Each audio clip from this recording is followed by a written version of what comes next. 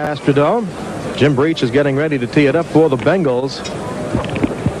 And these two teams have always, in recent years, despite the fact that the Bengals have had the majority of victories, have always had outstanding ball games.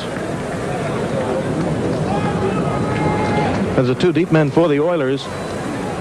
Alan Pinkett is 20 and Willie Drury 82. Drury on the near side of your screen. Big Central Division matchup in the AFC. We're glad you're with us as we get underway. Pinkett at the 10. Hit his own man, and he's still barreling out toward the 35. Stopped just short of it at the 34-yard line. So the Oilers will take over as Warren Moon sets him up. Rozier and Woolfolk in the backfield. Mike Acue starting for Ernest Gibbons, who was hurt in the Miami game. They are down in the receiving corps. Of course, Hill and Williams are also out there. And the interior line, a good one. Matthews, Pennison, Romano, Kent Hill, and Steinkuhler. Although they've been playing different positions this year than they did in 1985. First and 10 for the Oilers, just underway. Ball on their own 34. Acue in motion. Play action pass. Lots of time upfield. Almost picked off. Breeden had it right in his hands and was unable to hold it. The 9-year veteran really upset. It was a play-action pass, and he was going to a crossing pattern. Now watch the play-action pass. Gives him some time to throw. He's got plenty of time to view the field. Drew Hill, number 85, the top of your screen. He just misfires, and Breeden's got an interception. And what he did there, Steve, was not concentrate on the ball. The ball tailed for Warren Moon. Edwards, Crumry, and Brown are up front. There's your linebackers. Joe Kelly getting his first start. Played well against the Lions. We'll get the secondary in a minute. 2nd and 10. No score. Again from the 34, Moon.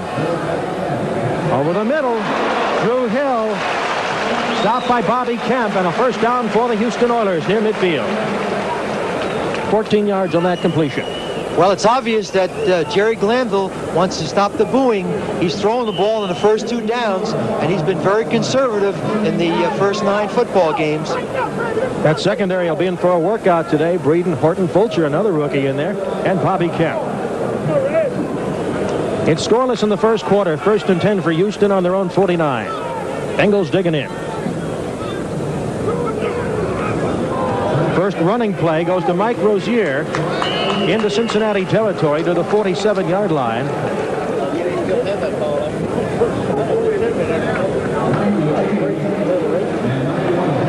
Look at what they did last week at Miami. Well, someone must have got to Jerry Glanville because they thought they could run against Miami because they're one of the poor teams against run defense.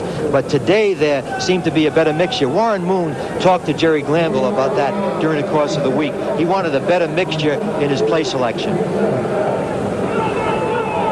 Woolfolk is out as a receiver, and he had a 100-yard receiving game last year against the Bengals. On 1st and 10 in a scoreless game. Third pass, 4 plays. Drew Hill, his second reception at the Bengal 30-yard line. Bobby Kent makes the tackle.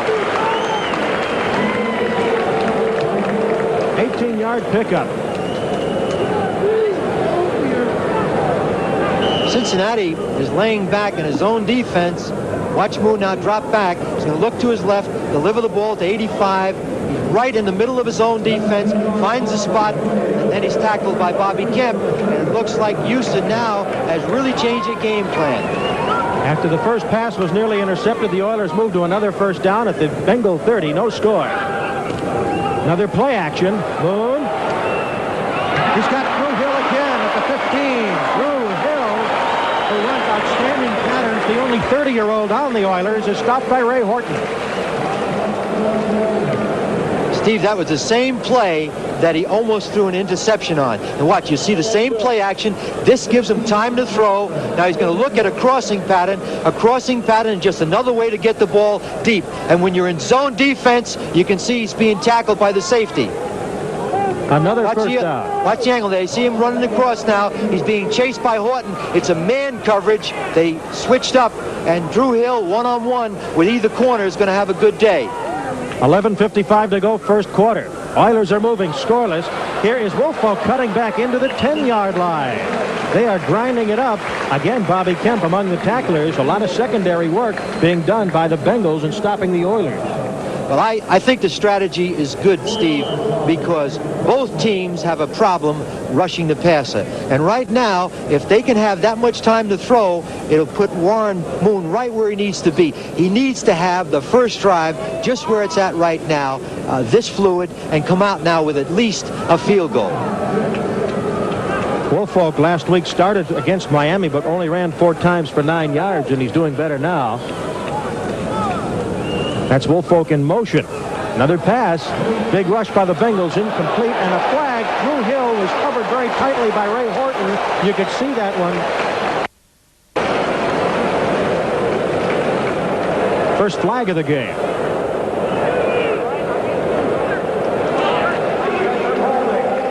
Pass interference call on 26, Bobby Kemp.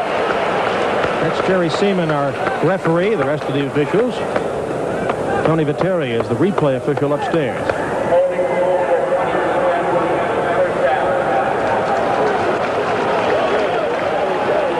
First and goal from the 5-yard line for the Oilers in a scoreless game in the first quarter. The Bengals defense 22 sacks this year. Houston hasn't been down here very much, but Moon is a tremendous advantage down inside the 5-yard line because he can really put pressure on the short yardage defense by having the ability to run or pass the ball. Ray Williams into the backfield now, 35 for the Oilers. Ray Wallace, rather. He's made his bootleg left side. Boom. Touchdown, Jamie Williams.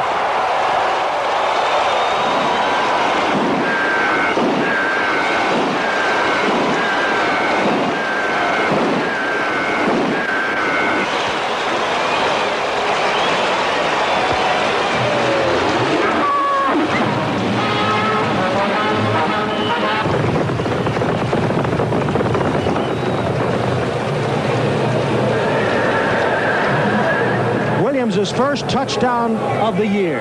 That was a well-executed drive, and they put a lot of pressure on the linebacker because Moon came out with the ball, and the linebacker came up to tackle him, and he threw the touchdown to Jamie Williams. And Tony Zendejas adds the extra point, his 18th and 19 tries, and what doesn't normally happen, the Oilers lead the Bengals early, 7-0. We'll return to the Astrodome for more action right after this. Stay with us. A 7-play drive, 66 yards, and the Oilers lead 7-0. Lee Johnson, who's the punter and kickoff man, will kick off. There's the series, and the Oilers last year had a good game against the Bengals at the Astrodome.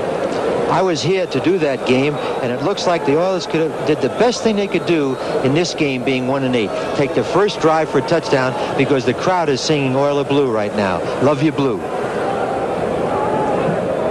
Deep men for Cincinnati, Jennings and McGee. Stanford Jennings will field this in the end zone, and it'll be a touchback for the Bengals, who trail 7-0. 10:58 to go, first quarter of play. Now watch the fake. Now he comes out with the pressure to run or pass. He gets pressured by Barney Bussey, and Williams is wide open in the end zone. And the reason that is successful, obviously, since Cincinnati busted the coverage, but the pressure of the run and pass because of Moon's athletic ability. And of course, the Oilers like to blitz, come at you with different defenses. First and 10 from the 20. Eddie Brown in motion. The line of scrimmage by Ray Childress, who's having a great year against the run, number 79. Let's look at the Cincinnati offense. Brooks and Kinnebrew in the backfield. Good receiving core with Collinsworth and Brown and Rodney Holman, the tight end. The interior line has been decimated by injuries. They only have one backup, so Munoz, Reimers, Kozerski, Montoya, and Blados, who's starting at right tackle today, are in for a long, long day. They have 3 changes in the offensive line. Joe Walter hurt himself at practice, and he earned his start when he played the Oilers last game 3 weeks ago. David Douglas, the only backup. 2nd and 8.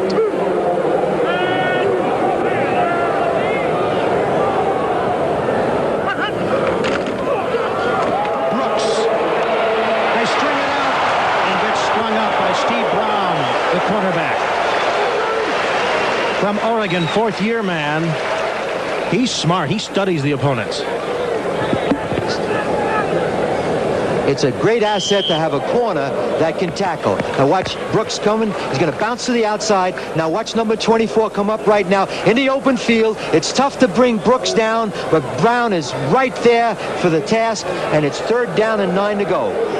Realizing the Bengals 3rd from the top in rushing in the NFL, the Oilers 3rd from the bottom in stopping it have done well on the first 2 plays. And the first 3 plays, James Brooks banged up by Ray Childress again. And Alan Lyday and Childress, 6'6" from Texas, along with Doug Smith and Richard Byrd, get a good hand. The linebackers, remember Lyles with that 93-yard touchdown return of a fumble at Cincinnati, and the secondary. Donaldson starting for Bo Eason, who's injured, and now it'll be punting time. Jeff Haynes. Steve, it looks like Cincinnati got a hold of Houston's game plan of last week. Willie Drury back for Hayes' punt, and he fields it at the 31. Good coverage by the Bengals punt team. Stops him at the 37-yard line. Bill Johnson, a backup running back, made the tackle for the Bengals. We have 9:02 to go in the first quarter of play. The Oilers will take over, and they lead the Cincinnati Bengals by the score of 7-0. So action around the league. Our 10-minute ticker will keep you up to date to the Jets-Falcons game. Look at the Colts at the Hoosier Dome leading the Patriots, and the Bears right off the bat leading Tampa Bay. Rams and Saints later, and the Chiefs in Seattle. Packers lead the Redskins in the first quarter at Green Bay. And those other 2 games, we'll keep an eye on that Steelers-Buffalo Bills game for everybody here. It is 7-0 Houston. I'm Steve Grant with Sam Rutigliano. They start from their 37.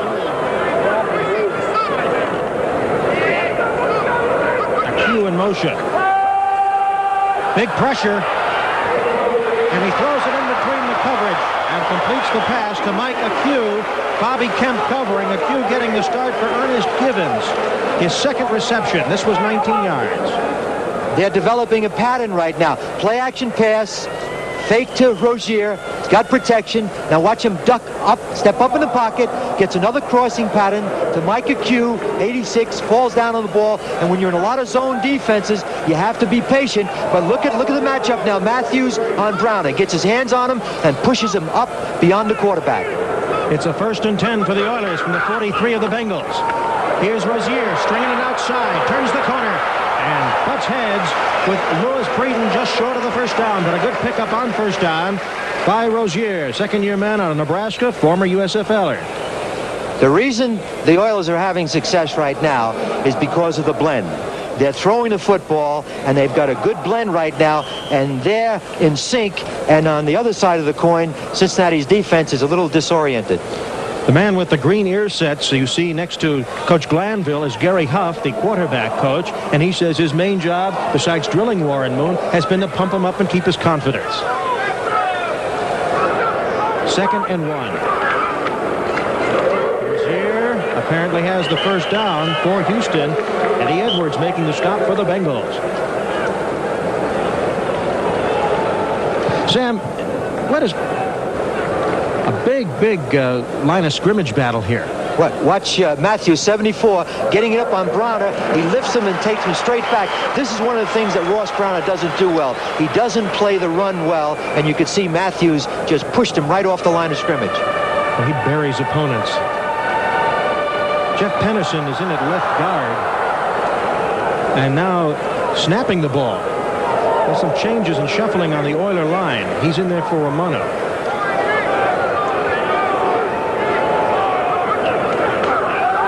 And 10, Moon, pressure. Look at that, backhanded pass to Wilco. But they'll lose yardage as the Bengals have it well covered, lots of pressure. Breeden coming up to make the stop. Good pressure by Reggie Williams. Now this is a new twist on the way in which you should throw the ball. You little leaguers now don't try to throw the football this way. He avoids the rush, works to the outside, and then just flips the ball out to Woolfolk. He would have been better advised just to throw the ball in some blonde's lap in the mezzanine. They'd have 2nd and 10. They would have lost 3 yards. 7-0. Houston leads the Cincinnati Bengals. We have 7:20 to go, first quarter of play. And the slot to the right. Rozier. Browner slows him up. The Bengals put him away. Ray Horton came up there. So did Joe Kelly. Sam, the AFC Central at one time was the most feared division in pro football, and there's been a change. What basically has gone on? Well, they're in transition right now in the most important area. Used to have Anderson, Sipe, Stabler, and Bradshaw. Now you have Boomer Esiason, Bernie Kosar, Warren Moon, and Mark Malone. 4 young quarterbacks. And that's difficult to do in a short period of time. 3 wide receivers for the Oilers, Akew, Hill, and Drury. From the shotgun, they've got Jamie Williams as a blocker.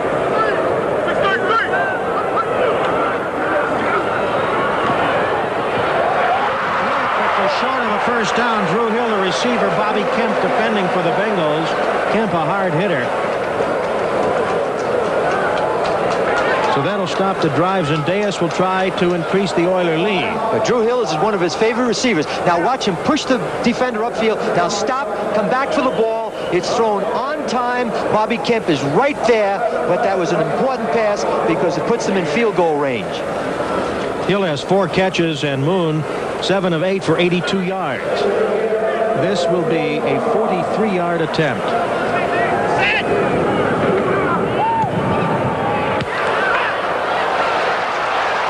Oilers.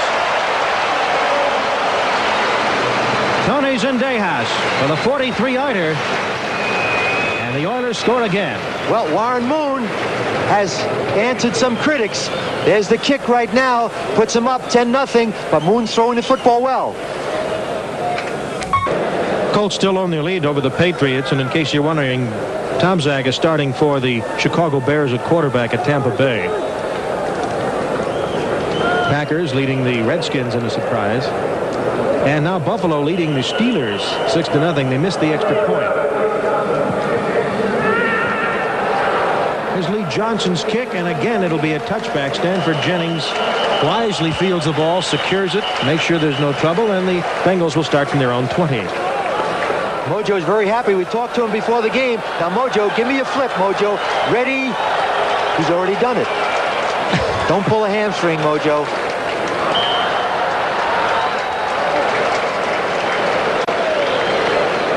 He always flips forward, too. He says that's the way he wants the Oilers to go, forward.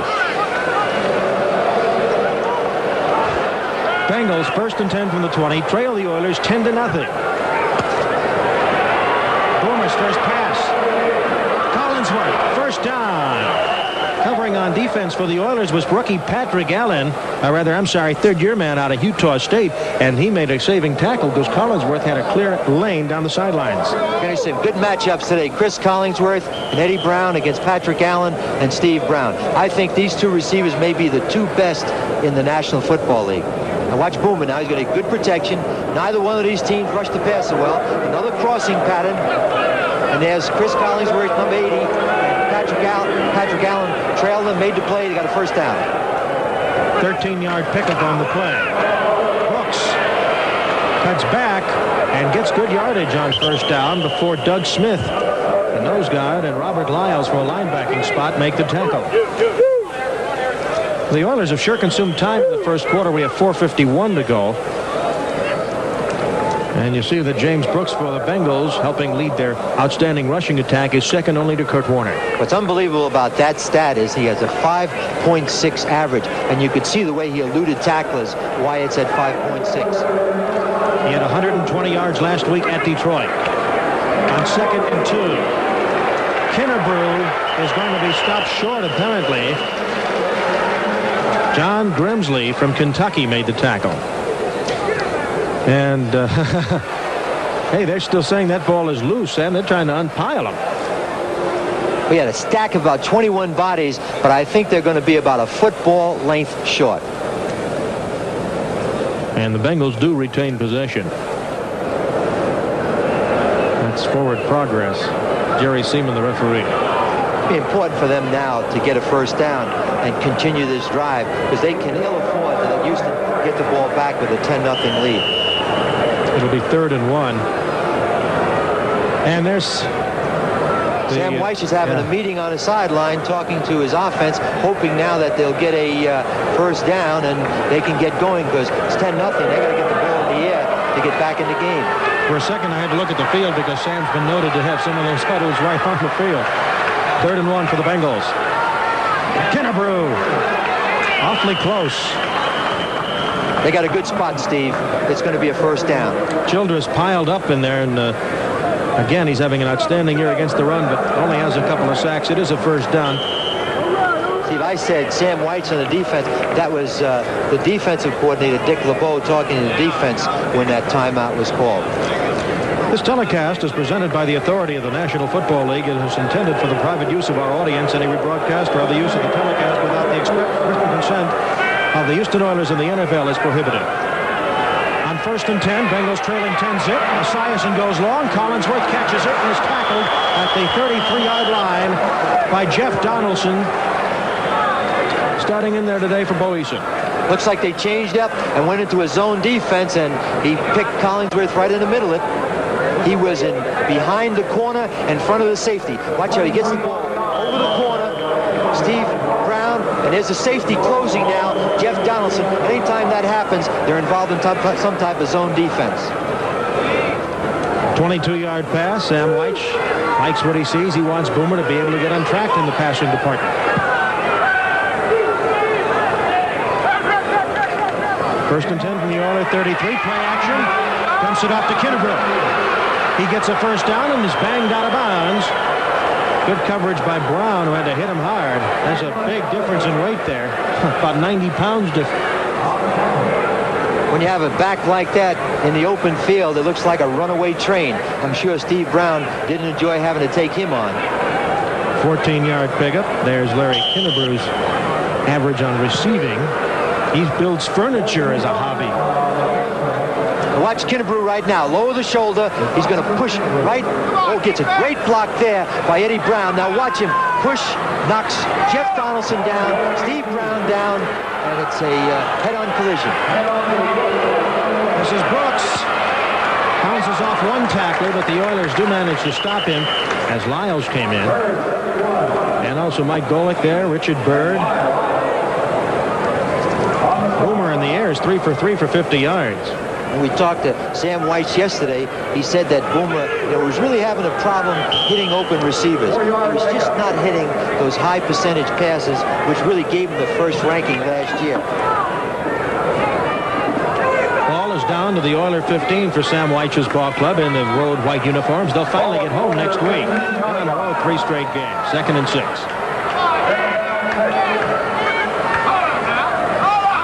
Another play action. Pressure from Lyles. Flag goes down. Brooks gets the first down and is thrown into the band. Steve Brown chased him out. A tough call. They got a first down. It looks like it's going to be holding on the part of the Bengals.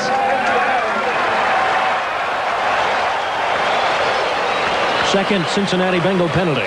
Penalties are tough, but they're part of the game. But it's when they come and how they affect the game that really hurt. There's a first down inside the 10. Now they're going to have to bring it back. Still 2nd down. Brings it back to the 25-yard line. We have 1:43 to go in the first quarter of play. James Brooks does a lot of things, but he's probably the most versatile back. See how he lays down right now? Now he comes across, and there's no one there to cover him. They're covering the 2 receivers up on top. Now watch him catch the ball, go up for the first down, but we had a unfortunate holding penalty. Stanford Jennings in the game now. The ball is thrown at him, and he can't hold on to it. Great for the Oilers. Jeff Donaldson covering. 3rd-year man out of Colorado. When Boomer gets in trouble, he floats him a little high, or they rise on the receivers. That ball was right in his hands. It was a tough catch, but he needed to make it. It was a first down catch inside the 5-yard line. Stanford Jennings had caught 4 passes for 68 yards. And Brooks goes back in. I want to be careful here, Steve, because it's important for them right now to come out with 3 points. If they don't want to throw an interception, but take a sack. 3rd and 10 from the Houston 25 for the Bengals. Collinsworth in motion. The give is to him. Good pursuit. He's going to uncork one, or tries to anyway. And it's written out of bounds. Alan Lyday from the secondary. from Nebraska. Recently activated. He made a good play stringing it up. Steve, it was a reverse, but Collingsworth was a quarterback in high school, and he was going to throw the ball.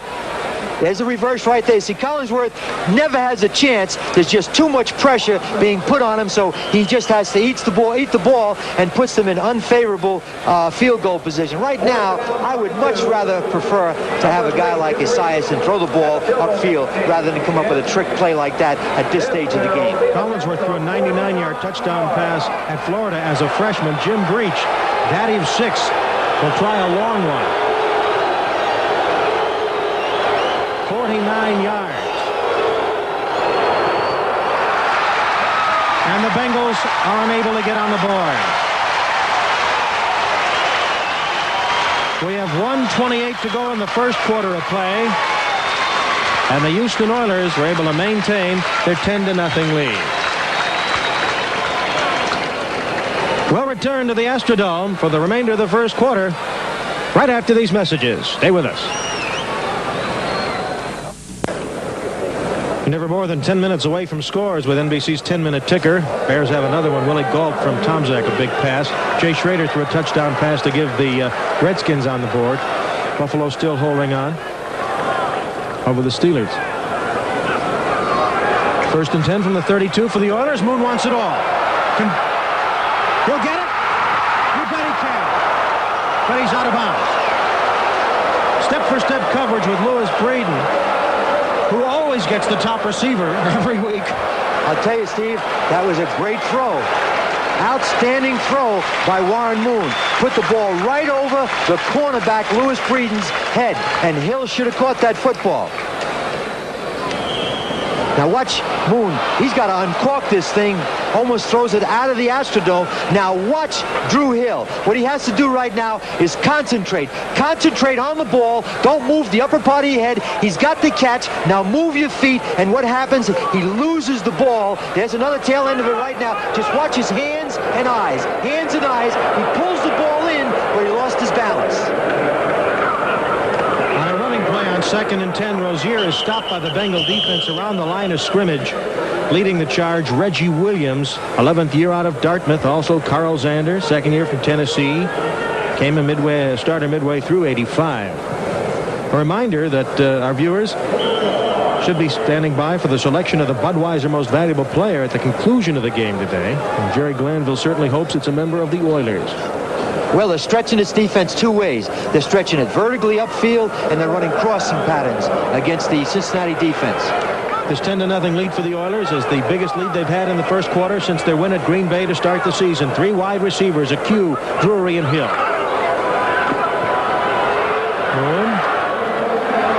And the receiver can't hold down. That's Mike Akew from Hawaii. Lewis Breeden on the coverage.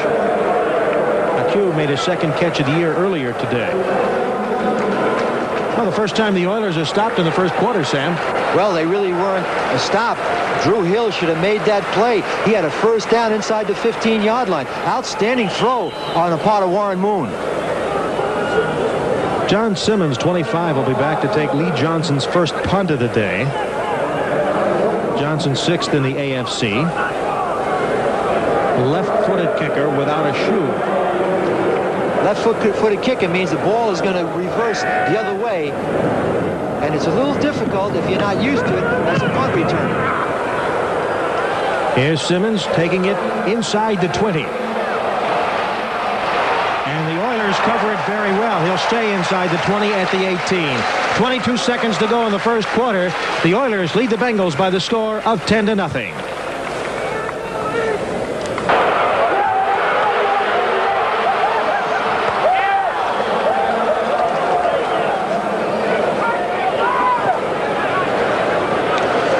Well, Cincinnati took the ball on their own 17 after a 49-yard punt, and Eddie Brown just made a nice catch from Esiason for a 26-yard pickup.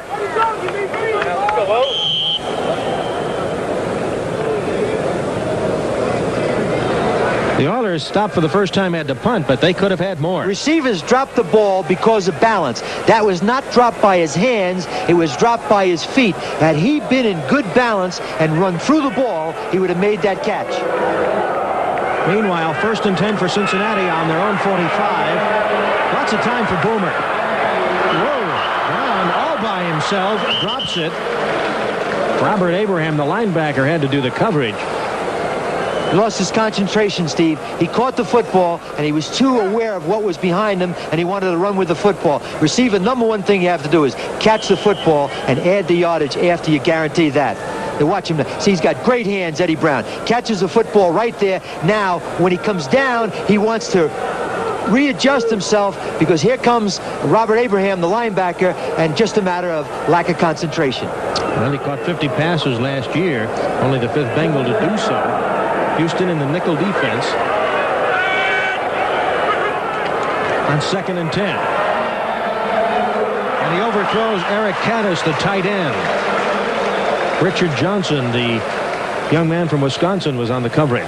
That's exactly what Sam White told us yesterday. He's missing those high percentage passes. His ball tails. He's throwing off his back foot because the ball is going too high. Eric Caddis was wide open, and he would have added yardage. They might have been down to the 30-yard line with a 1st down. Bengals on 3rd down have converted 1 out of 2 opportunities.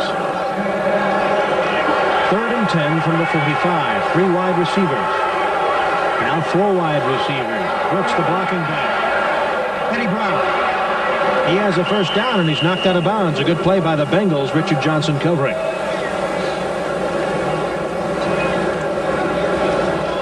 As it gets inside Houston territory. Boomer is running now to help their pass protection. Eddie Brown is coming underneath the coverage, makes a catch, 1st down.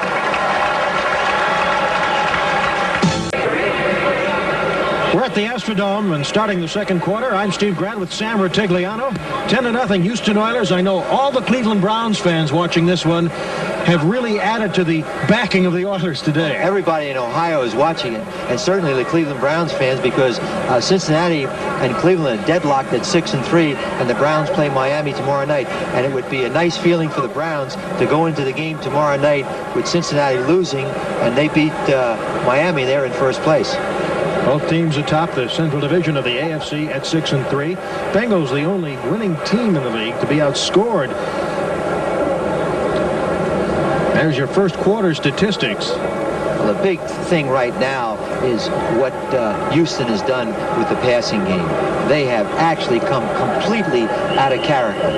Maybe Jerry went to some type of passing school this week. And the time that they were stopped, Jerry Glanville's team stopped itself with a couple of drops. Meanwhile, Bengals 1st and 10 on the Oilers 41 as we start the 2nd quarter.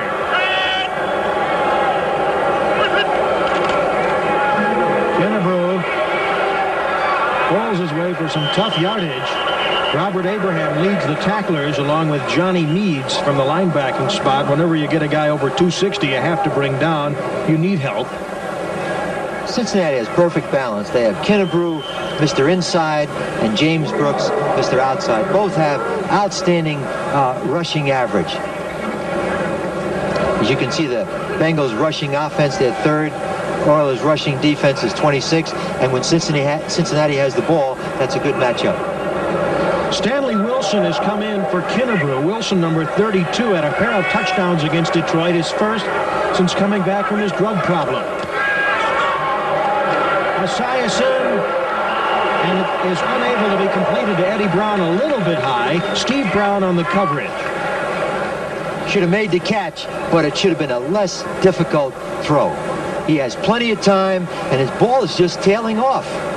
Take a look at the 41.2%. That's the percentage of passes against their pass defense, which is the best in the NFL. And you have to give them even a lot more credit because they don't rush the passer very well.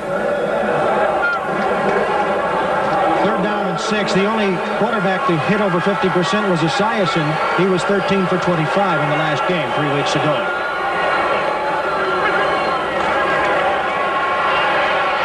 Boomer has a pump fake and a completion to Brown. Flags go down.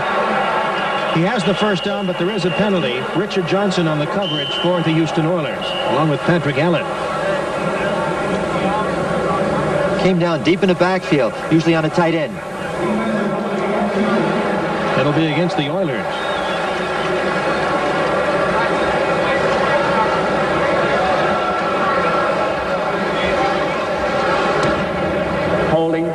24 defense. Penalty be declined. First down. Steve Brown. Steve Brown's a very aggressive corner. He's going to come right up and watch him. He's isolated on the bottom of your screen. There's Eddie Brown, number 81. Now what's happening here, he's got all time in the world to throw this football. Eddie Brown makes the catch. Now get up, don't go back. Make sure you get your first down. Bengals are moving on the Houston 29-yard line. First and 10. 10-0 Houston Oilers lead. Second quarter. Play action. Esiason, he's going to take off. And he gets out of bounds, close to a first down.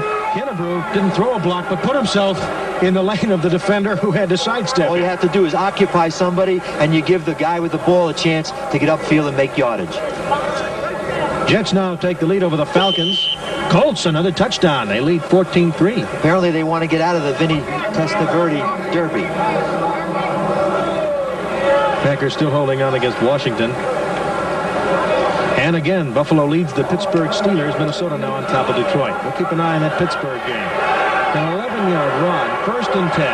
Ball on the 18. It is 10-0. Houston leads. Pitch out to Brooks.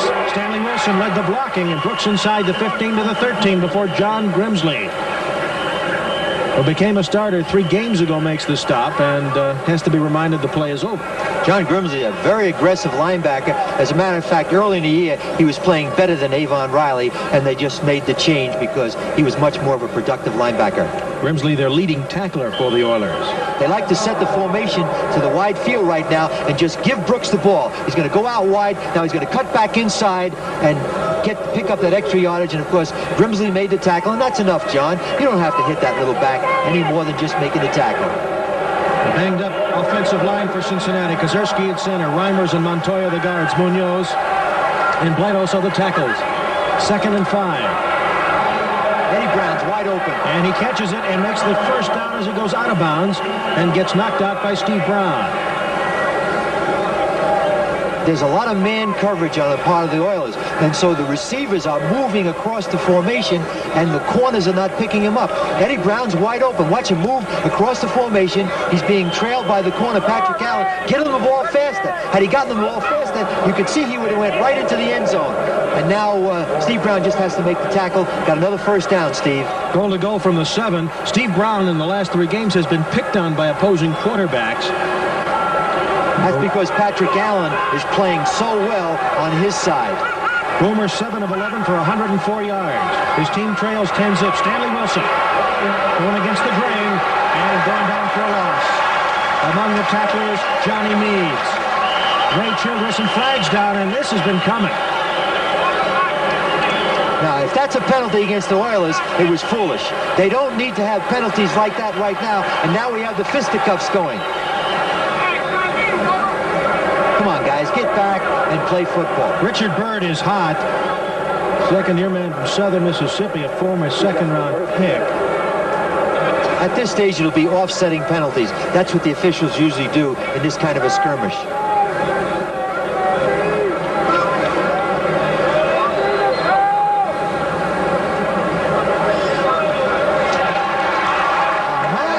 Going to go against Cincinnati. Somebody saw the first punch. The Bengals are having their drive stopped either with a penalty or a loss. Now remember the last drive, they had a first down inside the 10 with Brooks, and they had a holding penalty. Now they got a penalty, which is going to set them back, which they may have to settle again for field goal. Personal foul, unnecessary roughness, number 32, kicking. It is a continuous action foul. It'll remain first down. Steve, I'm going to say this very quietly. Watch the tail end of it. They said it was kicking. Now, Wilson's trying to find a spot. There, he can't find it. Let's take a look at it right now. There's the push down, and now watch Wilson kick. Well, you see, the official didn't get the first push by Ray Childress. He just saw the kick by Wilson. That happens all the time, Steve. Wilson is out of the game now. Second down from the 24. Here's the reversal.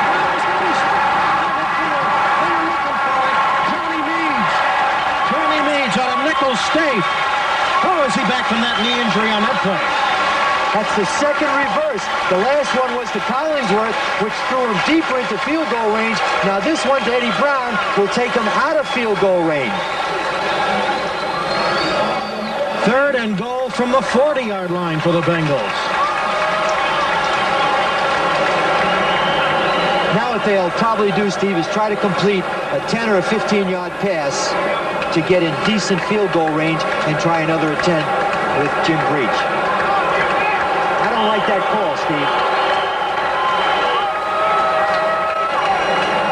And the Oilers call a timeout. There was some little bit of disorganization on defense. What I was going to say silently before, Steve, we don't want anyone to hear this, is the Oilers have no penalties and no turnovers. I don't want to put the whammy on them, but they haven't gone to the pregame warm-up without penalties and turnovers during the course of the first 9 weeks. And that's why they're winning 10-0 with 11:55 to go in the second quarter. Jerry Glanville pleased with what he sees. And as they get things sorted out, we'll return to the Astrodome right after these words.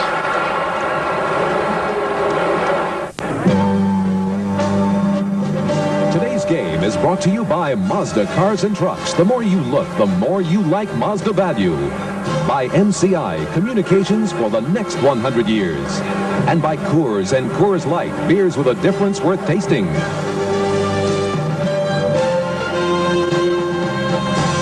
Steve Grant and Sam Rutigliano with you. Sam, there's a change in the down here after that last penalty. Well, Houston didn't take the play, and so as a result, they took the penalty, and Cincinnati got an extra down.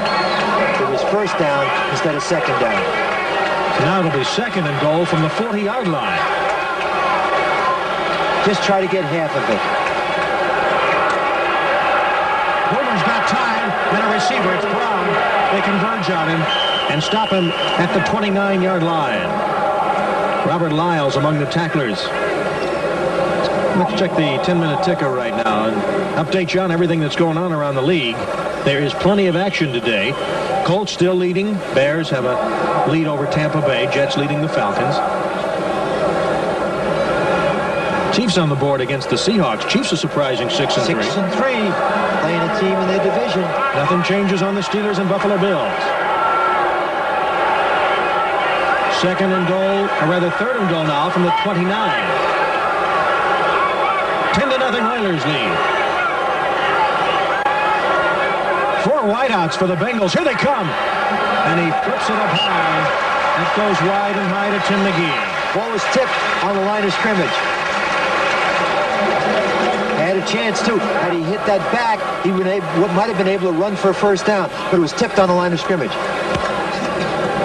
So Jim Breach will come in. He had a field goal blocked by Doug Smith. Boomer's having a tough day. We said at the top, last year at this time, top-rated quarterback in the AFC. Today at the same time, 9th rated. So he is just not hitting those open receivers, and they're all over the place. A 47-yard attempt now for Breach.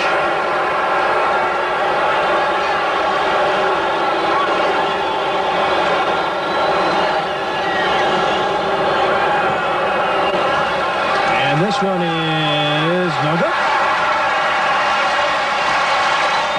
0 for 2 for Jim Breach for the Bengals. And they have yet to crack the scoreboard.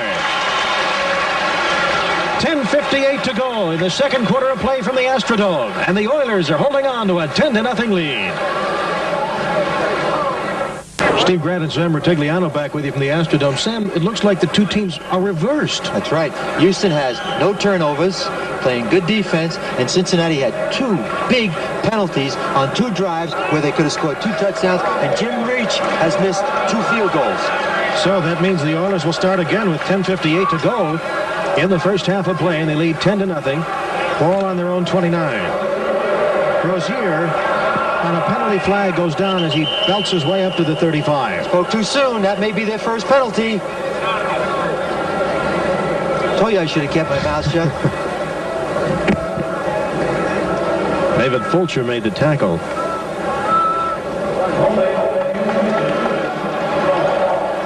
Holding call against the Oilers.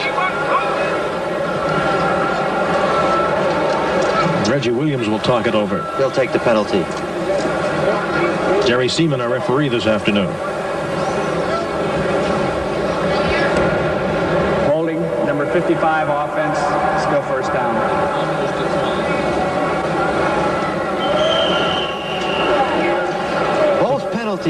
Steve, by Cincinnati took them out of chip shot field goals.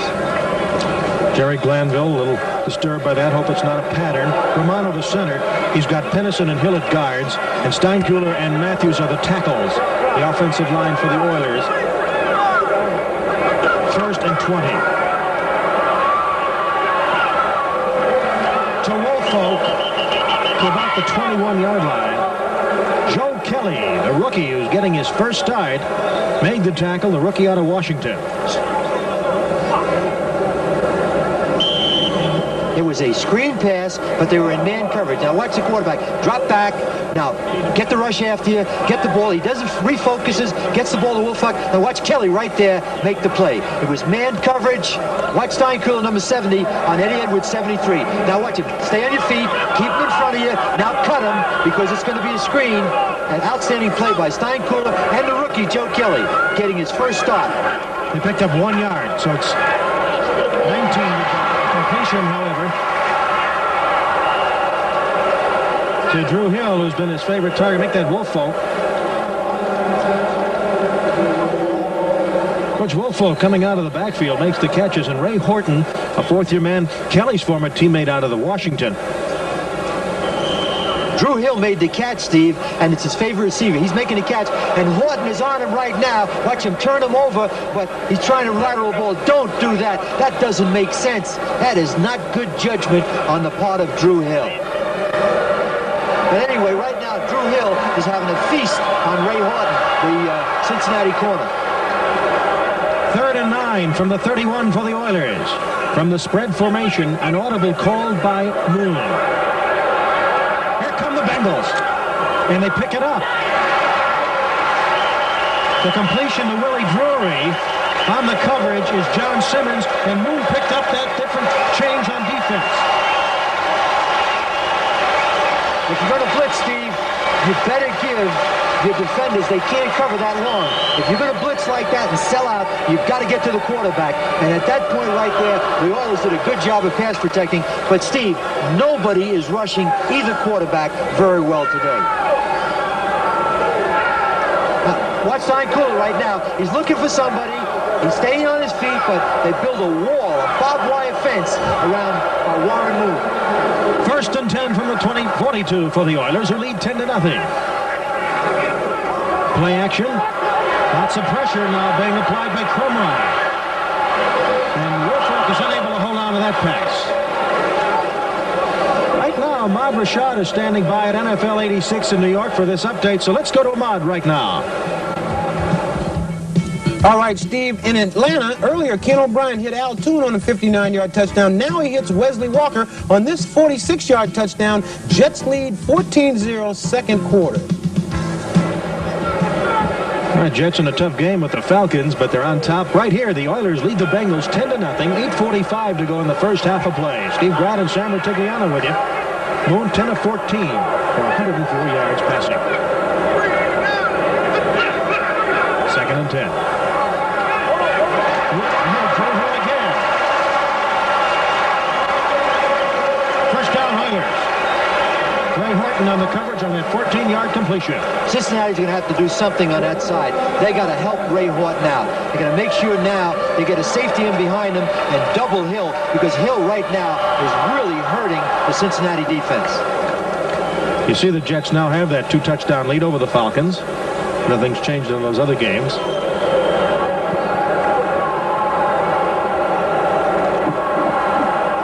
We'll keep an eye on that Steelers-Buffalo Bills game. Marv Levy's debut as coach of the Buffalo Bills. 1st and 10 from the Bengals 44. Rozier, good block, Woolfolk. And Rozier to the 41-yard line of the Bengals. Eddie Edwards made the tackle. One thing about Eddie Edwards, he's strong enough to stand up a blocker. Woolfolk's hurt on that block. Number 40 is down on the sideline. Looked like he was grabbing his arm or his shoulder. He was the lead blocker for Mike Rozier on that pitch. Ray Wallace is the backup there. Rozier, by the way, 6 carries, 18 yards. Watch the pitch from the I formation. Now, watch Butch Wolfoff, he's a lead blocker. He has to make a key block. Tight end does a good job. Jamie Williams. Now Rozier's going to back up inside. See, Wolfoff makes the block right there. He goes down, but you can't see really what happened except that he's holding on to his shoulder and his arm. With 7:46 to go in the half, the Houston Oilers lead it 10-0. Like quarterback who's only won 8 games and lost 31. Butch Wolfoff hurt his shoulder. Looks like he's going to be okay. All those teams need Vinny. It looks now like Warren Moon may be out of the race, but every one of those teams could use Vinny Testaverde. 35, Ray Wallace is in there to replace Butch Wolfoff. It's 2nd and 6. Moon wants it all. Drew Hill. Inside the 10. Again, he beats Horton down to the 8-yard line. What's happening now, Steve, is Ray Horton has lost his confidence, and Drew Hill is gaining more confidence on every play. He did not even play the football on that one. Watch Drew Hill right now. He slips him to the inside. He's got him beat deep, but Horton is still in pretty good shape. Now turn and make a play on the ball, but Drew Hill stops and jumps, and you can see Horton right now is a defeated corner. And what a corner has to do, Steve, in this game, he cannot have a good memory. He's just got to forget it. And right now, Horton is really disjointed. Should have made a play on the ball. That could have been an interception. Take a look at it right now. Horton can move in front and make the ball, and Hill, who's not a big man, jumps up and makes the play. 7 catches, 115 yards for Drew Hill. 1st and goal for the Oilers. They lead 10-0. Rozier is piled up on. Joe Kelly made the tackle. 9 times this year, Drew Hill has caught 100 yards. Or 9 times in his career, obviously, not this year. It'd be unbelievable. But one of the better trades that they made last year with LA. He's given them a deep threat, and he really has a nice combination and a good chemistry with Warren Moon. They just have been too conservative in the first part of the season. Maybe this will be a new look for Houston for the rest of the year. This might have been the look that they were expecting from day one. Goes into the slot left with Hill to the left side on 2nd and goal from the 8. Rozier did not pick up any yardage.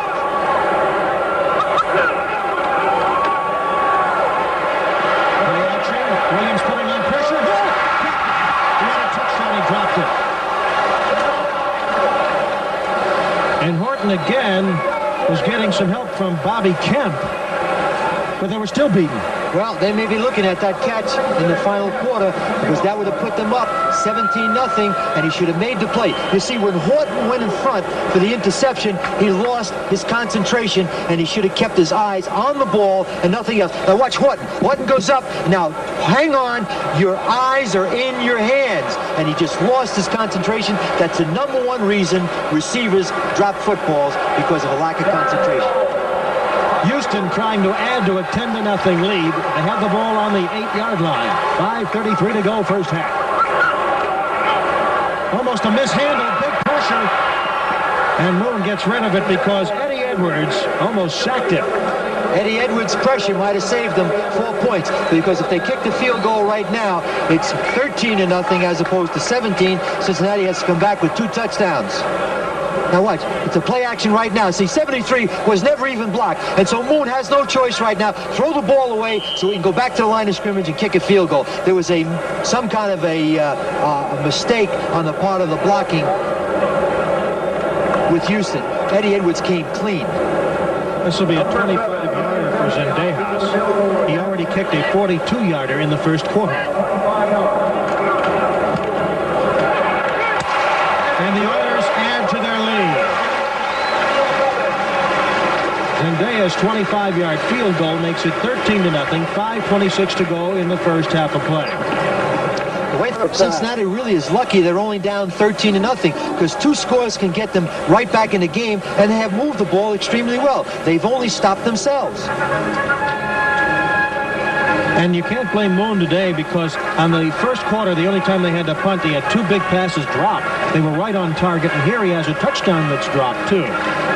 There's Butch Wolfolk, incidentally. His shoulder. It's his left shoulder. He's going off the field. We'll have to keep an update on that right now because Ray Wallace is a young man that they drafted this year from Purdue, number 35, and they really like this kid. That's one of the reasons why they traded Moriarty to Kansas City. There's Johnny Cash in his black outfit. He's a lot happier today. Sam, did you find the Browns players couldn't find you on the sideline if you didn't have a different color than the rest of your staff? The alumni found me all the time, Steve. There's Wallace. Wallace last week against the Dolphins, 9 carries, 32 yards.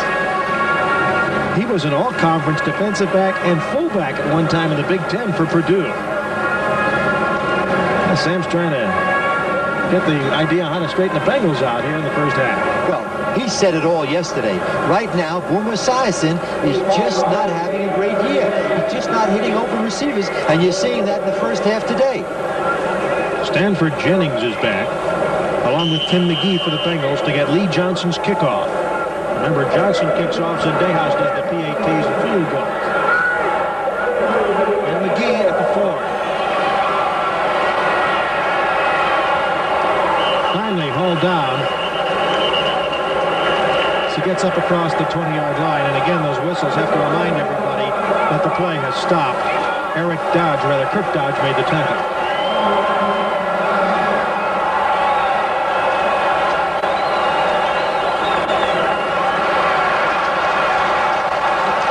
Updating you on the scores on our 10-minute ticker. Again, no changes. The Jets on top. The Colts on top. They're still leading the Buccaneers all second quarter. Chiefs now up by 10 over Seattle. First and 10 for the Bengals. Hicks drops the ball. Sam, we've had a lot of drops on both sides. Why? Is it the building, maybe? No, I don't think so. I think it's just, as I've said over and over again, it's just a matter of concentration. Steve, they're into the 10th game of the year. At this point, they should not be dropping the ball. Over anxious on the part of the Brooks. What he wanted to do was run with the ball. Watch Brooks right now. He's got the ball. He's a good receiver. He wants to turn up inside. He just doesn't see the ball right into his pocket. To catch the ball first and then run. 10 yards a catch, and the flags go down. Take a look at Jerry Seaman. Cincinnati's right tackle was offside. I think start on the center. Illegal snap. Still second down. Illegal snap by the center means he brought the ball up too soon. Sam's team has suffered a lot of miscues today. His team right now, Steve, is out of sync. The defense can't stop the Oilers, and the offense is just making too many self-destructive mistakes. Watch the center right now. Boomer's waiting for the snap. He's giving the signals. See his center bring the ball up too early, and it's a dead ball foul. Back to live action on second down. Lofting it up to Brooks. Steve Brown on the coverage. He's a little upset he didn't pick it off. Steve Brown should have made that play. That's why he's laughing. The ball was thrown, and with Brooks not wide open, Steve Brown was waiting there. He should have went right in front of James Brooks and made the catch. He might have taken it in for a touchdown. Quick huddle for the Bengals on 3rd and 15, and a whistle. Mike Golick thought that maybe he could take a chance and try to score on that. Mike Golick is trying to get back to Ohio right now with his brother Bob. Can you imagine Mike scoring a touchdown? What the Golick family would feel like in Ohio right now? Can't do that, Mike. Got to wait to the quarterback and center to snap the ball. 4 penalties, 35 yards for the white uniform Cincinnati Bengals. Boomer today 8 for 15, 115 yards in the first half with 5:04 remaining in the second quarter. A lot less than Warren Moon's doing. 3rd and 15 from the Bengals 16. They trail 13-0.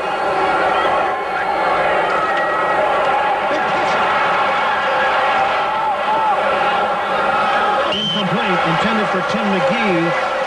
Patrick Allen guarding him. Lots and lots of pressure by Lynn Matson. He nearly sacked him. Keith Bostic also pressuring. Matson, a former USFL player. Good pressure on the part of Lynn Matson, number 98. Now watch Boomer now. He's setting upfield. The pressure's coming from the outside. He avoids the pressure right there. Big and strong. Good athlete. Now he just has to get rid of the ball too fast. And everything upfield right now is all disjointed. have a good chance now to get good field position. Hayes will punt from a 1. Drury standing at his 46. 35-yard average by Hayes. Fair catch signaled for by Drury at the 47 of the Cincinnati Bengals, and the Oilers have the ball on the Bengals side of the field. And they've been very, very steady. They have not self-destructed. That was a 31-yard punt.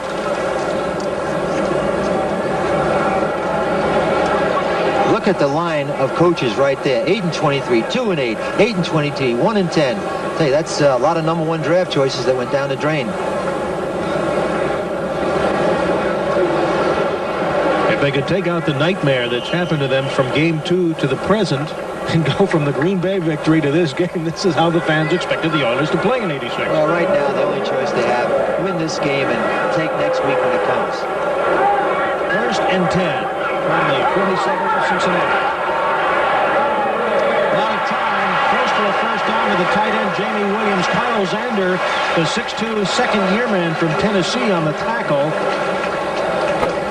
There's no pressure. Watch Warren Moon right now. He's got plenty of time. He sets, gets the ball to Jamie Williams. He's covered by a linebacker, Zander, and they got close to another first down. 2nd down and less than a yard to go. They just are not putting any pressure on him. He's going to complete passes all day. Williams came into the game only 13 receptions. Already today, he's got a touchdown reception in that pass. 2nd and 1, Wallace. Close to the first down. Ray Wallace in for Woolfolk, who left with an injury. Got another fight with Bruce Matthews, 74, and Joe Kelly, 58. Matthews put into their offense, and I think Anderson will be able to provide that for them. Johnson will kick off to McGee and Jennings. 19-0 Oilers. And the second half is underway. McGee's going to run it out 5 yards deep in the end zone. And it was a wise decision. He picks up 4 additional yards than he would have had he touched it back. And Ken Anderson, who played for a couple of plays, will start the second half. Ken Anderson is a 16-year veteran, and he's been the eyes and ears for Boomer Esiason since Boomer was put into the starting role. This is 1986 for Ken. Ken Anderson's a different type quarterback. He will hit open receivers, and he can throw the ball deep. Boomer, a spectator so far in the 3rd quarter. Remember, in '81 season, it was Anderson who led the Bengals to the Super Bowl against San Francisco. 1st and 10 from the 24-yard line. Going deep. And he overthrows Eddie Brown. Covering is Steve Brown. They didn't hide their intentions. He was looking for the signal on the sideline being given by Boomer Esiason, and Sam White obviously giving it to Boomer. Up in front protecting Anderson is Kozerski, the center, Reimers and Montoya, the guards, Lados and Munoz, the tackles. Collinsworth wide to the left, Brown to the right. Holman, the tight end. 2nd and 10, he lofts one for Brooks. And Donaldson, good coverage on the play. Came up with the pressure. They were in a blitz, and they got rid of the ball fast, and Kenny had to uncork it earlier than he wanted. And Boomer, there are going to be days like that. You're a young man, and you just got to put those things behind you. And number 11 behind him was Doug Gaynor, the 3rd-string quarterback, the rookie from Cal State at Long Beach. I don't think when Boomer went to bed last night, he thought he'd be standing on the sideline. Take a look at the replay now. He's focused right now. Pressure's coming, and he did have plenty of time. I don't think the blitz hurt him, and he just got rid of the ball too early, and it looks like he's a little out of sync. Bengals 3 of 7 on first downs.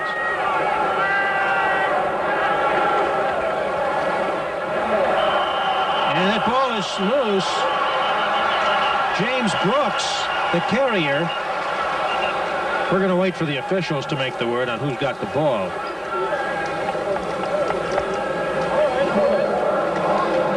It is the Bengals. Fuller on defense for Houston. For some reason, the Bengals on third down think they can break a trap up the middle. Watch them hand the ball off right to Brooks, and what's happening right now is somebody closed it. Ray Childress, 79, closed it, and the ball was fumbled, but he was on the ground. They thought they could pop a trap in there and get a big play with Brooks. Hayes had a 31-yard punt his last time. Good hang time to Drury.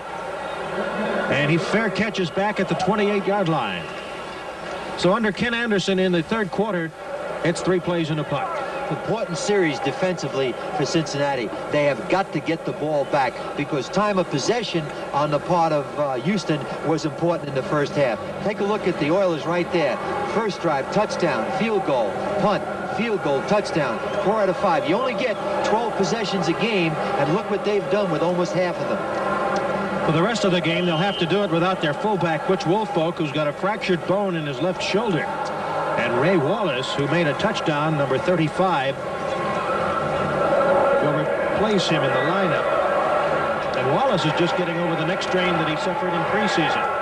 1st and 10 from their own 28 for Houston. They lead 19-0.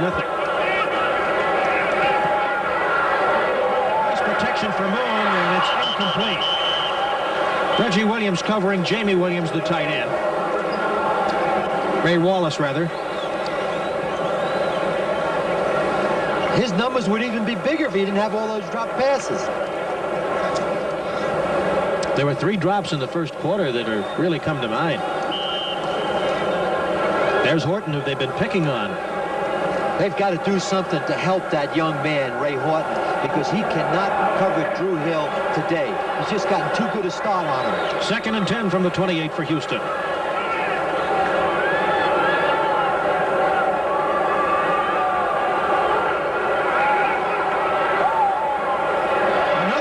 For Warren Moon, the flags go down. Drew Hill, the receiver. We have an update now at NFL 86 in New York.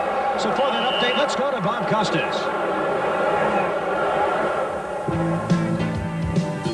Steve, during the first half, Ken O'Brien of the Jets completed 16 straight passes in Atlanta. He took that string to 17 before the Falcons broke this one up in the end zone. So he falls 3 short of tying the league record of 20 held by Ken Anderson of the Bengals. But the Jets scored on the next play and lead 28-0. Let's hear Jerry Siemens call. Number 70 offense, still 2nd down. You know, Anderson's record's still intact. As you heard Bob mention, O'Brien was putting on the pressure. It was another 1st down throw, and they had a holding penalty as a result of it. And we just finished talking about Ray Horton and Drew Hill, and they got another one-on-one. Hill on Horton. 2nd and 20 now from the Houston 18. 13:24 to go in the third quarter. Here come the Bengals. And Rozier slips through into the secondary. Good yardage to the 30-yard line. Reggie Williams makes the stop along with Bobby Kemp. A 12-yard carry for Rozier. Lots of action around the league today. Jets pouring it on the Falcons. Colts a 1-point lead now over the Patriots. Chicago a comfortable lead over the Buccaneers. Nobody doing anything at the Superdome. Bill Kenny another touchdown pass against Seattle. The Chiefs on their way to a 7-3 record. And Buffalo still leading over Pittsburgh 13-6 in Marv Levy's debut. There's our score in the third quarter. 3rd and 8.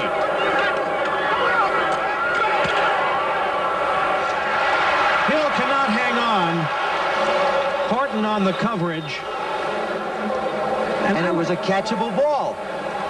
I'm proud of the way that Moon hung in there with that pressure. What's the difference if you're going to punt from a sack or, you know, that wasn't that far back. Now watch Drew Hill right now. He's going to make his move, give him move, get to the inside. The ball is down now, get low. The ball is right there on the money, and he drops another pass.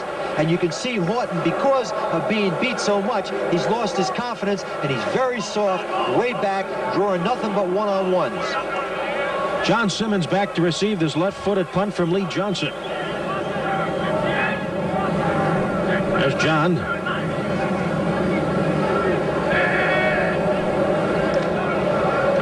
Last week he had 3 fair catches. Lee Johnson sends this in orbit. If they can cover it, the Bengals are in trouble. It stops inside the 5.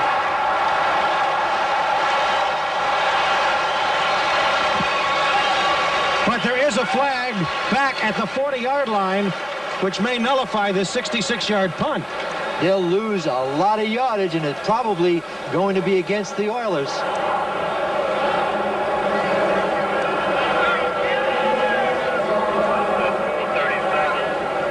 Come on, guys, it can't take that long.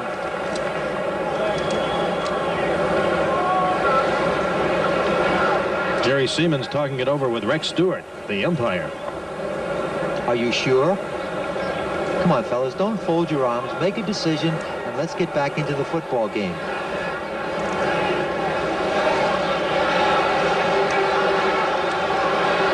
The replay people. Tony Viteri, the replay person in the booth.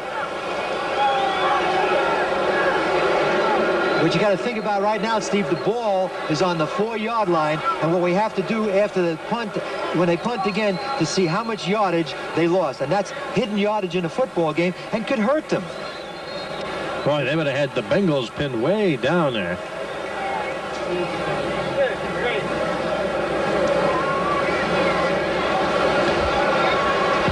There's the punt by Lee Johnson. There's Lyles, 93. Holding number 25 kicking team. Repeat 4th down.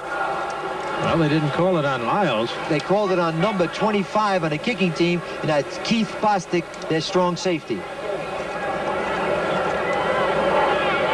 Meanwhile, Simmons will move up to the 35 to return this punt. Watch Bostic in the middle of the screen. He grabs him right there. You can see Bostic, 25, right in the middle of the screen. He won't let him go. I mean, it's all right to take a dance, but not for 10 seconds. Ooh. Choose your partner. Another whistle.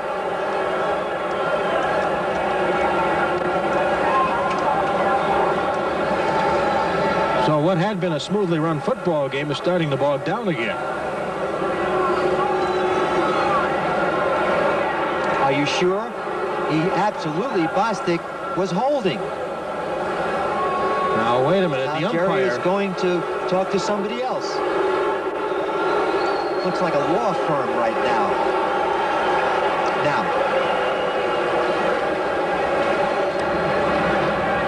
We had holding, but it was erroneously given as the offensive team. It was the receiving team.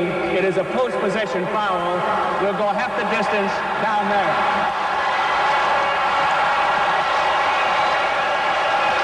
Post-possession means after the play, they're going to have a first down on the 4-yard line. I'll tell you what, I haven't heard a roar like that in the Astrodome since Billy Hatcher's home run in the playoffs. A lot of walking around. We had to walk from the 4-yard line away back the other end of the field. And now Sam Weiss is getting the interpretation from the official. It's going to be Cincinnati's ball on the 4-yard line. 12:20 to go, third quarter of play. The Bengals are trailing the Oilers 19-0. Nobody knows what's going on. There's half the team on one end of the field, half the team on the other end of the field. We're having meetings all over the place. Sam Weiss is holding court. We've been going on like this now for 5 minutes. It's a good thing we're not paying attorney fees. Meanwhile, Johnson's 66-yard punt was the longest in his career. I'll walk it back down under the shadows of the Bengals goalpost. You think they were being paid by the hour? By the second, Steve, you're in big trouble. Let's hope this is the final interpretation. Not that we want to see the Bengals or in trouble or the Oilers with an advantage, but they've worked on it and worked on it for several minutes now. Well, one thing good about this, we will have no instant replay on this one.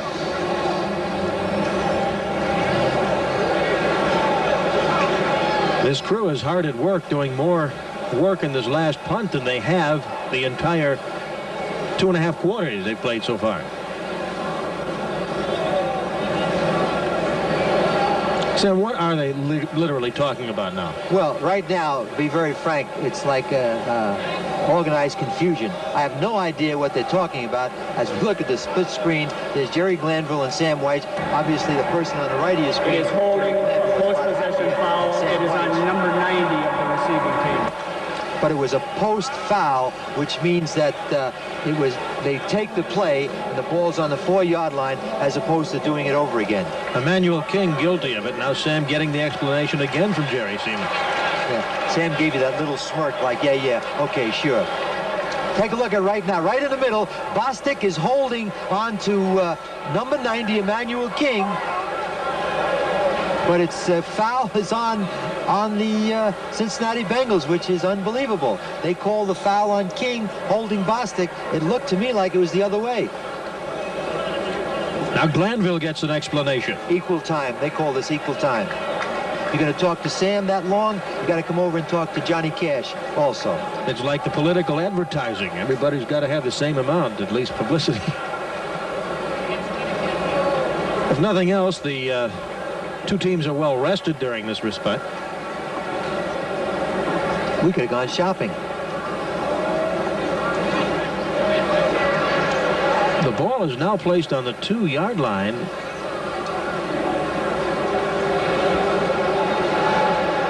I want to hear Jerry reorganize this one and give us and the crowd the exact interpretation.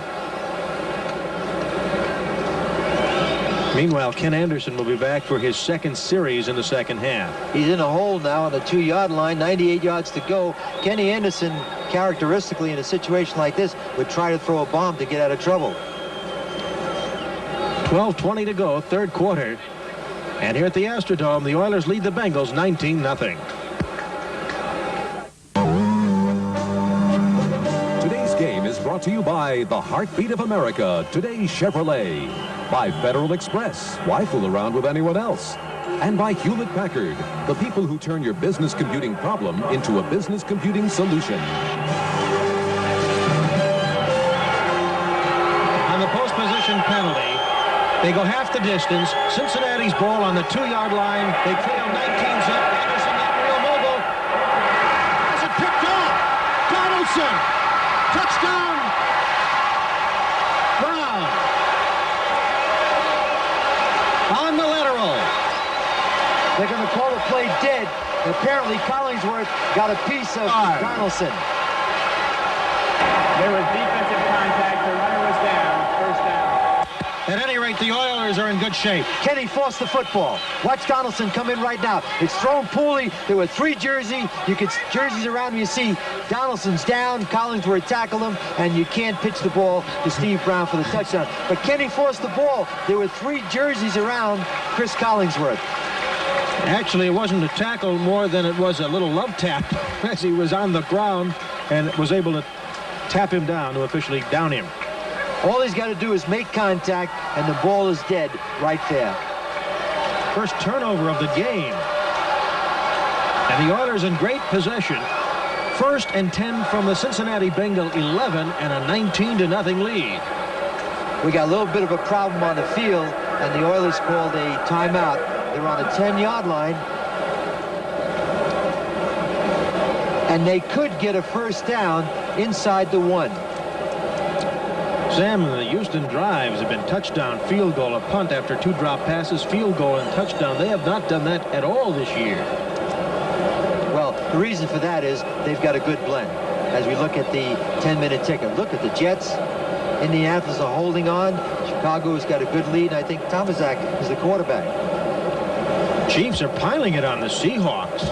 Seahawks made that change with David Craig, and they've gone the other way. They could be a key for the wild card. Now the Steelers have closed the gap on the Bills. Only 1 point, 13-12. Yeah, one of the big decisions that John Makovic made at Kansas City was to start Todd Blackledge. But since he inserted Bill Kenny, they've really gone on winning ways. We know the Brown fans are watching as well as all the Cincinnati Bengal fans. And an interesting stat, since 1978. The AFC Central is the only division with more splits involved intra-division-wise than sweeps. Made for a lot of unusual playoff tiebreakers. And 1st and 10, Hill. Flag down, he was bumped. Ray Horton, the man they picked on again. This is interesting. It looked like offensive interference.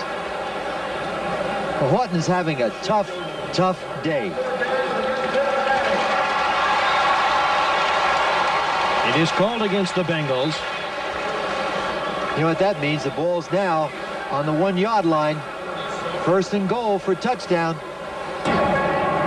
Pass interference, number 20 defense. First down on the 1-yard line. The penalty was in the end zone. Watch. Moon focus. He's trying to get the ball to Hill, his favorite receiver. Yes, you could see right now from behind, Horton made contact before he had a chance to catch the ball, and it was a good call. First and goal. The Oilers with a chance to increase a 19-0 lead with 12:08 to go, third quarter.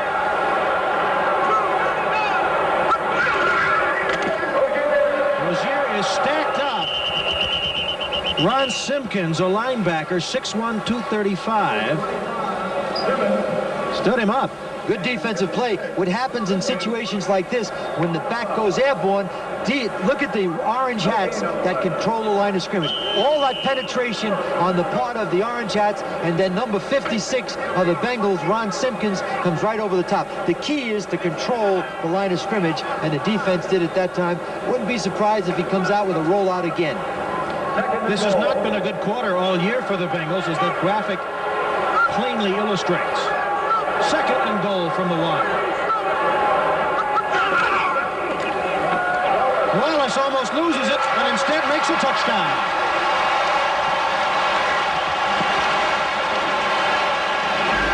Wallace made that interesting, Steve. Bengals unable to take advantage of this bobbling the ball.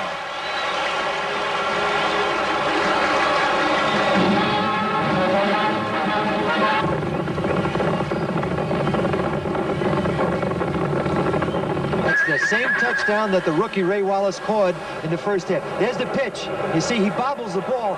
Tuck that ball in. Takes a nice running lane, breaks a tackle, and gets into the end zone. You know, good backs break tackles and score touchdowns and get first downs. This extra point is picture perfect. From the snap to the hold to the kick. And with 11:36 to go in the third quarter, the Houston Oilers have opened up a 26-0 lead over the Bengals. And we'll return to the Astrodome to see how the Bengals can mount a charge and get back right after this. With Sam Ratigliano, this is Steve Grad, and once again for the second straight year, the Bengals having trouble at the Astrodome. I was here last year, and Houston scored 44 points and beat them 44-27. And we said earlier, all 4 teams in the Central Division were tied that day with a 4-5 record. The bottle was either half empty or half full. Hey, Johnson will kick it off to McGee and Jennings for the Bengals. It will be a touchback. It's hooking. A rough second half coming up of the season. Look at that murderous schedule for Cincinnati. Seattle, Minnesota, Denver, New England. But look at the bottom. The record is 38-16 as opposed to Cleveland's 6 teams, 18-36. But I'll tell you something, as a former coach, doesn't mean a thing. No, don't All count Cleveland's worried about is Miami tomorrow night. The rest of the things will take care of themselves because November is an important month. That'll tell you whether or not you're going to be home for Christmas, staying in the playoffs or not. First and 10 for the Bengals. Anderson, play action fake. He completes this pass to Rodney Holman, his tight end, who's not seen much action today, his first catch, and Keith Bostic makes the tackle from the secondary. Holman, a fifth-year man out of Tulane. He likes to block. He had 3 catches last week for the Bengals in Detroit. They've got to score on this drive. They can't worry about field goals. They got to put points on the board. They have plenty of time because they have the arsenal. Their biggest problem has been with their defense. They just can't stop the Oilers. No other blondes on this team like that. That's Esiason, because Anderson's in there and he's going deep, and he may be picked off again. He overthrows his receiver, James Brooks. Steve Brown on the coverage. He couldn't quite run under it, could Brown, for the interception. Kenny's just taking chances now. He's trying to force the ball. They're down 26-0, so at this point, you have to throw caution to the wind. He's got to make some big plays, and he's got to make things happen. O'Brien with all those touchdown passes today, and now the Patriots have passed the Indianapolis Colts. Colts had led all game, trying for their first win. So Testaverde is safe right now for the time being in Indianapolis. Kenny has 3 touchdown passes for the Chiefs. And Luigi Thompson caught a touchdown pass to put Pittsburgh within 1 of Buffalo. Second and 10 from the 33. Lots of time. Holman, the tight end, again, just short of the first down. Robert Lyles, a linebacker, bangs him out. And Lyles is a guy that they say plays better than the computer printout. He really has a nose for the ball. He's had 3 sacks already this year. He's a good outside linebacker. This defense really plays well together. When you look at all the parts, they're not really impressive, but they play well together. And Steve, they have played well all season long. Watch Holman right now. Lower his shoulder, go for the mark. Good tackle, gets his arms around him, but he should stay on his feet. And Holman gives him a tap and says, nice tackle. It looks like we're going to have 3rd and very short, or possibly a first down, and we're going to measure. You referred to the youngsters before watching. That tackle by Lyles was textbook open field. Shoulder down. Shoulder down, he had his butt down, wrapped his arms, but you should never go to your knees. You should always stay on your feet and finish your tackle. Never go to your knees or never put your head down. Now, I think you'll tackle a lot better next week, Steve. Let's look at it one more time. Watch 93 break down. Now, wraps his arms, but don't go to the ground. Finish the tackle. Go right through and beyond the ball carrier. 3rd and 1 from the 42 for the Bengals. They're 3 out of 8 on 3rd down conversion. Flags down. Anderson deep. Incomplete. Flag down. Intended for Stanley Wilson.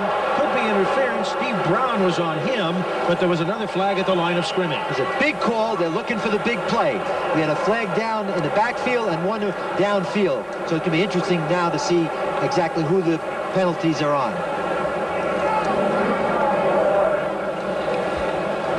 If Cincinnati has a choice, they'll obviously take the pass interference downfield on the 30-yard line of the Oilers.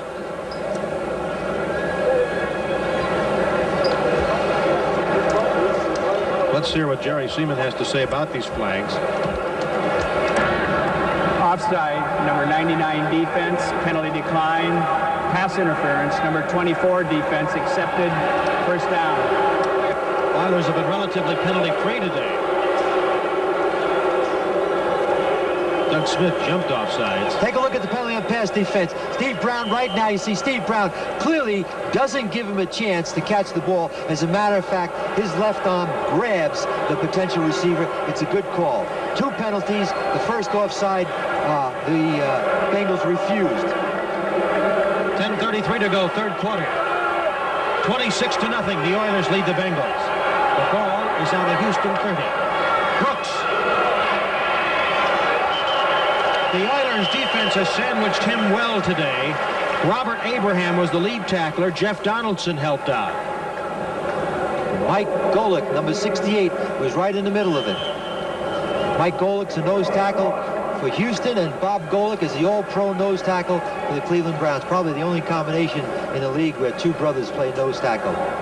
Take a look at it again. Now Brooks goes to the outside, can't get outside. He bends it back inside. Now watch. There's the first hit right here. Now watch the next one. Boom. Nice hit, Mike. Mike Golick. He's well below his rush. Dumps it off to Kinnebrew. Kinnebrew slips the tackle. Inside the 10. Touchdown Bengals. And the key block by Eddie Brown. Eddie Brown knocked down Steve Brown and gave Kinnebrew the ability to go in for the touchdown. 29 yards.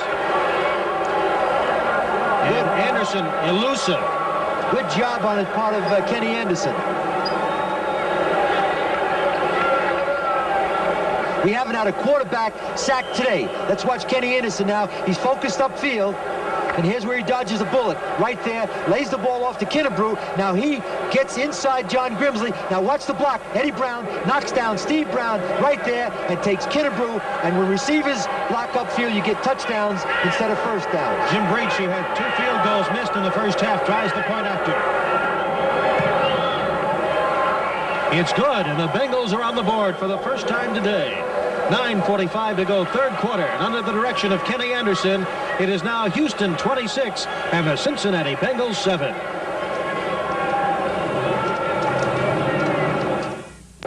There's the Bengals scoring drive, capped by the 6th touchdown of the year by Larry Kinnebrew on that pass. Kinnebrew, who had 4 touchdowns at the Astrodome in '84, Bengals record. He likes playing here. They needed that. They got plenty of time in this quarter if they can just stop the Oilers. They get the ball back right now, get on a board, you'll be close to a ball game. What about Breach trying an onside kick here? This 9:45 third quarter. Too early. All right. He booms it high and short. And the Oilers return it to the 26-yard line. That's Willie Drury. Leon White made the stop, number 51 for Cincinnati. Atlanta Falcons on the board now for the first time, trailing by now 3 touchdowns in the fourth quarter. New England with a 6-point lead over the Colts. Chicago holding on to their 17-3 lead over the Buccaneers. Saints 2 field goals lead the Rams in the fourth quarter. Chiefs well in hand against Seattle third quarter. Redskins now lead the Packers in the fourth quarter. Minnesota by 7 over Detroit and a 1-point Buffalo lead over the Steelers. First and 10 from the 28 for Houston. They lead 26-7. Wallace, a little bit of running room there. And the man who replaces Butch Woolfolk is hurt. Tim Crumry from Wisconsin made the tackle. You know, receivers like Eddie Brown on that touchdown play, he has to go upfield to get open. But watch what he does right here now. He gets in front of Steve Brown. All he's got to do is occupy him, and it gives the ball carrier the most important thing right now, to make a choice, and Kinnebrew makes it right into the end zone. Ray Horton is out of the secondary. John Simmons is in for the Cincinnati Bengals on the 2nd and 5. Horton's had a long day. He's being knocked right away. Rozier, short of a first down as he crosses the 35 to the 36-yard line. Carl Zander, 91, and Reggie Williams, 57 on the tackle. It's too early for Jerry Glanville to put his conservative suit on. If he puts that pinstripe suit on right now, this game could get away from him, because Cincinnati has a lot of power. He should go back to what has been good to him, and that is get the ball upfield to Drew Hill. It's too early for me to second guess him, but hopefully he won't put that conservative hat on. Warren Moon, 16 of 26 today, 184 yards. Most of them in the first half. 3 wideouts and a quick pitch. Rozier has the first down at the 40-yard line. Joe Kelly, the rookie linebacker, the first-round draft pick out of Washington, made the tackle. Last week, 4 tackles, a sack, and an interception against the Lions. They want to get his 4.6 speed in that lineup. Well, he hadn't played very much early on, but you know, when you have a great player like that, maybe he doesn't know the system as well as you would like for him to know. But in the final analysis, the most important thing is talent. Put him in there and let him play on a run, because he's going to make plays for you. First and 10 from the Oiler 41. They lead 26-7. 7:38 to go, third quarter. Rozier, the single back. Out of time for Moon. Way inside Bengal territory before he's cut down by David Fulcher, the rookie out of Arizona State. Anytime you get it back, isolated on a linebacker, you're going to have a big play. Everybody was going upfield, and they brought Rozier out of the backfield across. Now watch Rozier come underneath. He's being chased by number 91, Carl Zander. Get it back in open field. Now he's going to add more yardage onto it. Now they got great field position down inside on the Cincinnati 36-yard line. Moon, good statistics, over 200 yards now, 207. There was a cliche on that play, isolating the back against the linebacker, and it worked. First and 10 from the Bengal 36. Rozier stumbles as he gets maybe to the 35.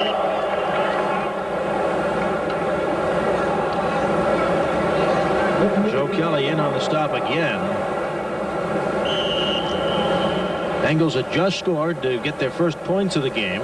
But now the Oilers marching right back, and Sam White's trying to figure out a defense that'll hold Jerry Glanville. Well, he's frustrated on the sideline because he can't play offense while his defense is out on the field. Hill to the left, Acue to the right. Horton's back in the game on Drew Hill. And 2nd and 9.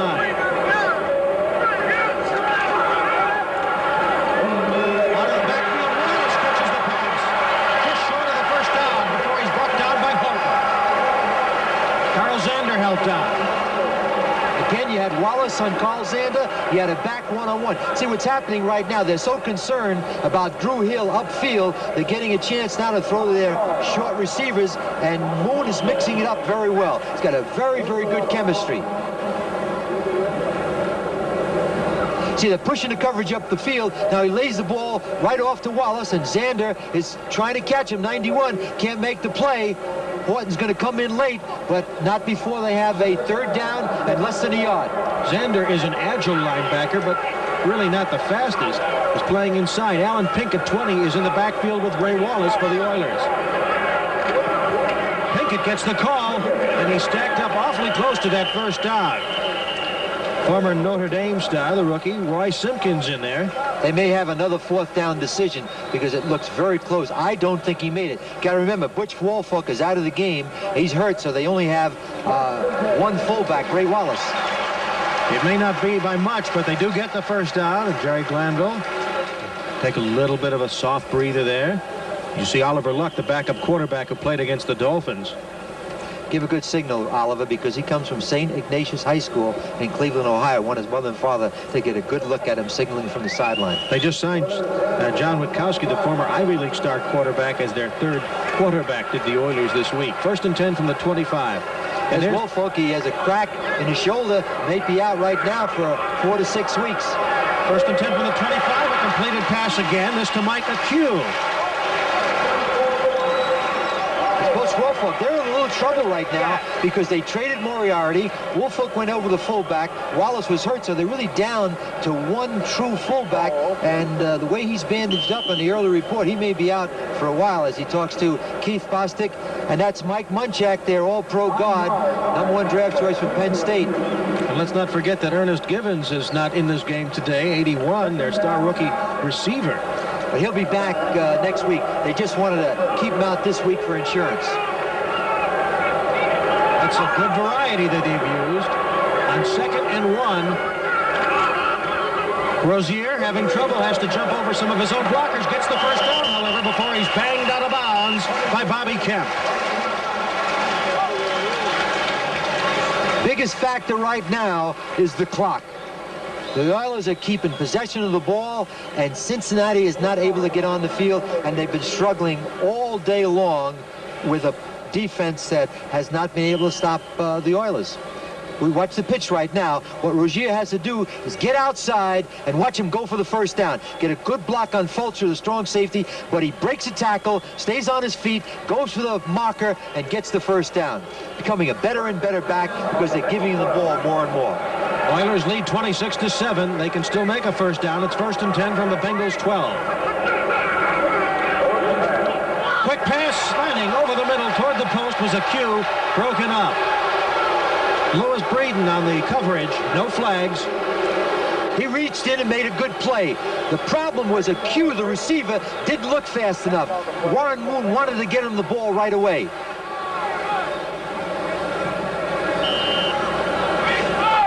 Breeden reaches in, and he gets his hand on the ball. His right arm is around him to make sure that if he caught the pass, he would be able to tackle him, and it was clearly not a holding penalty. Grim Sam Weich today has watched his team be dominated by the Oilers, and you can see it in time of possession. 2nd and 10. Rozier. And a pair of defenders are right there to prevent him from making anything, probably a loss. Breeden and Kelly are defending that play. They read it well. But it's under 4 minutes, Steve, and the clock keeps running, and that's the biggest problem that the Bengals face at this point in the game. This is in the 3rd quarter, 3:20 to go. They gave him 1 yard on the play, 3rd and 11. No reason for him to force the ball right now. They got a chip shot field goal. Don't make the 3rd down throw and kick the field goal and go up 29-7. The key on that last stat was the goose egg under interceptions for Moon. They have not picked him off at all. Batted right down. The ball is hitting somebody's helmet, and they may have... Oh, they almost had a chance to pick it up. That ball was batted. It bounced off a Cincinnati helmet, and a white uniform Bengal dove to try to catch that ball as it was falling. Watch, it's in the shotgun formation. It's coming upfield. Now, most defensive linemen, if you can't get to the quarterback, leave your feet. Get your hands up. Get your hands up, and there's a lineman right there in the middle of the screen, gets his hands up and knocks the ball down. Zendejas with a pair of field goals will try to add to the 26-7 Oiler lead with 2:51 to go in the third quarter. This field goal from 30 is good. He was bumped down, but I didn't see a flag go down. There's a flag going down right now. They'll penalize the Bengals on the kickoff. Zendejas, Yeah, watch Horton on the top of the screen. Gets the ball down. Zendejas follows through. No reason in the world right now to hit the kicker like that. That's a blatant foul unless you're forced into the kicker. And they should throw the flag. Because Steve, a kicker really has no defense when he isn't in the rhythm as a field goal kicker or a There punter. will be no infraction on the play as the defender was pushed into the kicker from the opposite side of the field. Field goal is good. Reggie Williams pushed him into the kicker. Yeah. So the score is now 29-7. Oilers lead. 2:47 to go, third quarter. I thought for a moment that Ray Horton wanted to cover the kicker because he can't cover Drew Hill. Here's another look at that field goal and the bump down of Zendejas. Stay with us. We'll be right back. 29-7, Oilers leading the Bengals. Sam, we've had an unusual game. There have been no sacks. That's had to have an effect on this contest. Well, the effect obviously is on Boomer Esiason, who just couldn't hit open receivers, as we said on the top of the show, and Warren Moon is hitting everybody. Here's the kickoff by Johnson to Jennings in the end zone. He'll down it there for a touchback. The Bengals will start at their 20-yard line. Let's update you on some of the scores around the league as things are getting late for those early games. And the Patriots continue to increase their lead over the Colts. Chicago increasing its lead over the Bucks. No changes there. Of course, the Redskins now pulling ahead of the Packers. And also in the fourth quarter, Buffalo a 4-point lead over Pittsburgh. They keep a close watch on there. The Steelers are coming back from the dead. Brooks on the carry. Good yardage to about the 26-yard line before John Grimsley made the tackle, along with Ray Childress. A lot of kickoffs today by Johnson, and 4 of them have been touchbacks for Cincinnati. They're all non-returnable. It's a big asset to have a punter who can kick off like that. Eddie Brown to the left, Collinsworth to the right. There's your punter, Johnson. On 2nd and 4, Anderson with time. Eddie Brown first down, and a good open field tackle by the Oilers' Patrick Allen, who's very nimble and quick. 16-yard completion for Anderson. That's what they have to do. They have to get the ball upfield. They can't run the ball. Watch Kenny Anderson now. Drop back, good protection, sets and throws. When he sets and throws and you give him time, he's one of the best in the business as Eddie Brown makes the catch. Now get out of bounds, Eddie. It's very important to conserve as much time as you can. 2:01 to go, third quarter of play. 29-7 in favor of the Houston Oilers. Quick slant drop by Brown. Jeff Donaldson covering, number 31. Eddie Brown really took his concentration off that football, and when you're going to go inside, you better catch the ball because they're going to hit you anyway. And Eddie's got a reputation for taking hits. He doesn't hear footsteps. He'll make the tough catch. He just didn't make it here. See how he kind of short-armed the ball and didn't follow through, waiting for the hit. 31. See, Eddie, he's going to hit you anyway, so he might as well make the reception.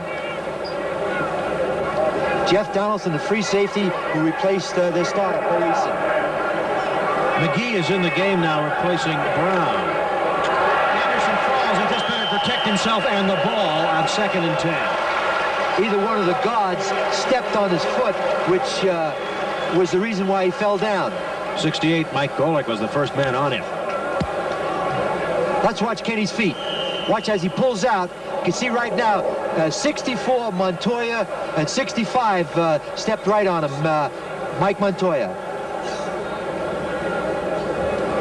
Montoya has good technique. It was... Yeah, Max Montoya, excuse me, stepped right on his foot. Watch as he pulls out. Right there, he steps on his right foot, and you can see Max Montoya's left foot. 3rd and 14 from the 38 of Cincinnati. Bengals with the ball. Rolling out is Anderson. Just before he's hit, he fires. And a good catch by McGee. Inbounds. It's good. Coverage, Richard Johnson, number 23. What a job McGee did on the sideline to keep both feet in bounds. 23-yard reception. He's rolling out to get good protection, although they've had it all day. Watch, he puts it right in it. Let's watch McGee's feet. Both feet now. Let's tap them both in bounds. Left foot, right foot short. Right there. Does a good job. Right in bounds. Good play. Tackle out of bounds by Richard Johnson. And Anderson is on the sidelines, incidentally. He was really hit. Lyday was coming in on a blitz from the secondary for Houston just as he released the ball. He got rid of that in a split second. And there's our replay man, Tony Viteri. He hasn't been very busy today. Happily.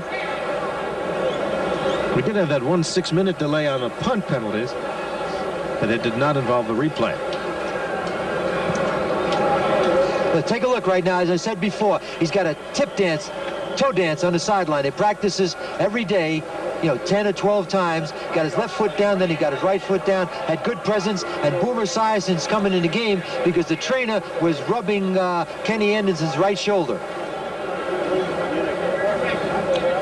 Well, they're looking at it. That's they're going to talk upstairs. There's Tony Viteri. Now he's taking a good look at it. Indisputable visual evidence. It was ruled that the pass was complete. The play will stand. First down. Excellent call by Tony Viteri.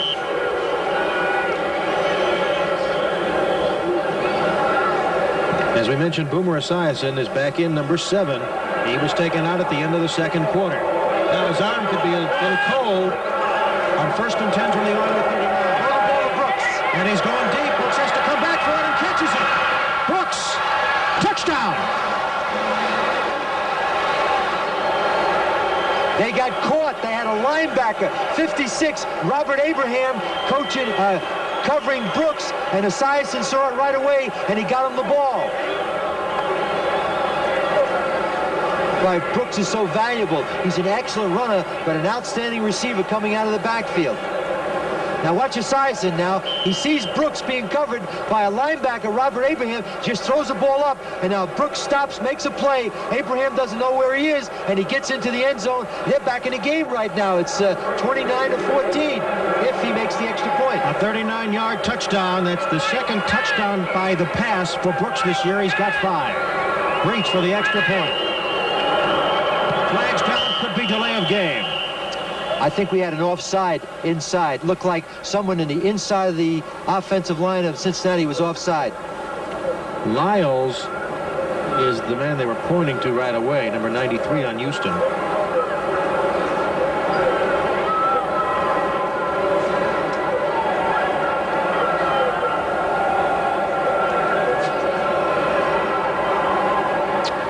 Here's Jerry Siemens with the call. We have encroachment on the defense prior to the snap. A 5-yard penalty will be assessed on the succeeding kickoff. We will retry. 79. The flags and the whistles all came before the snap of the ball. Yeah, it was obviously a dead ball foul. And you can't move 5 yards will be on the kickoff, and they get a chance to kick it over again. The boys Sam will go wild if they don't make this PAT now.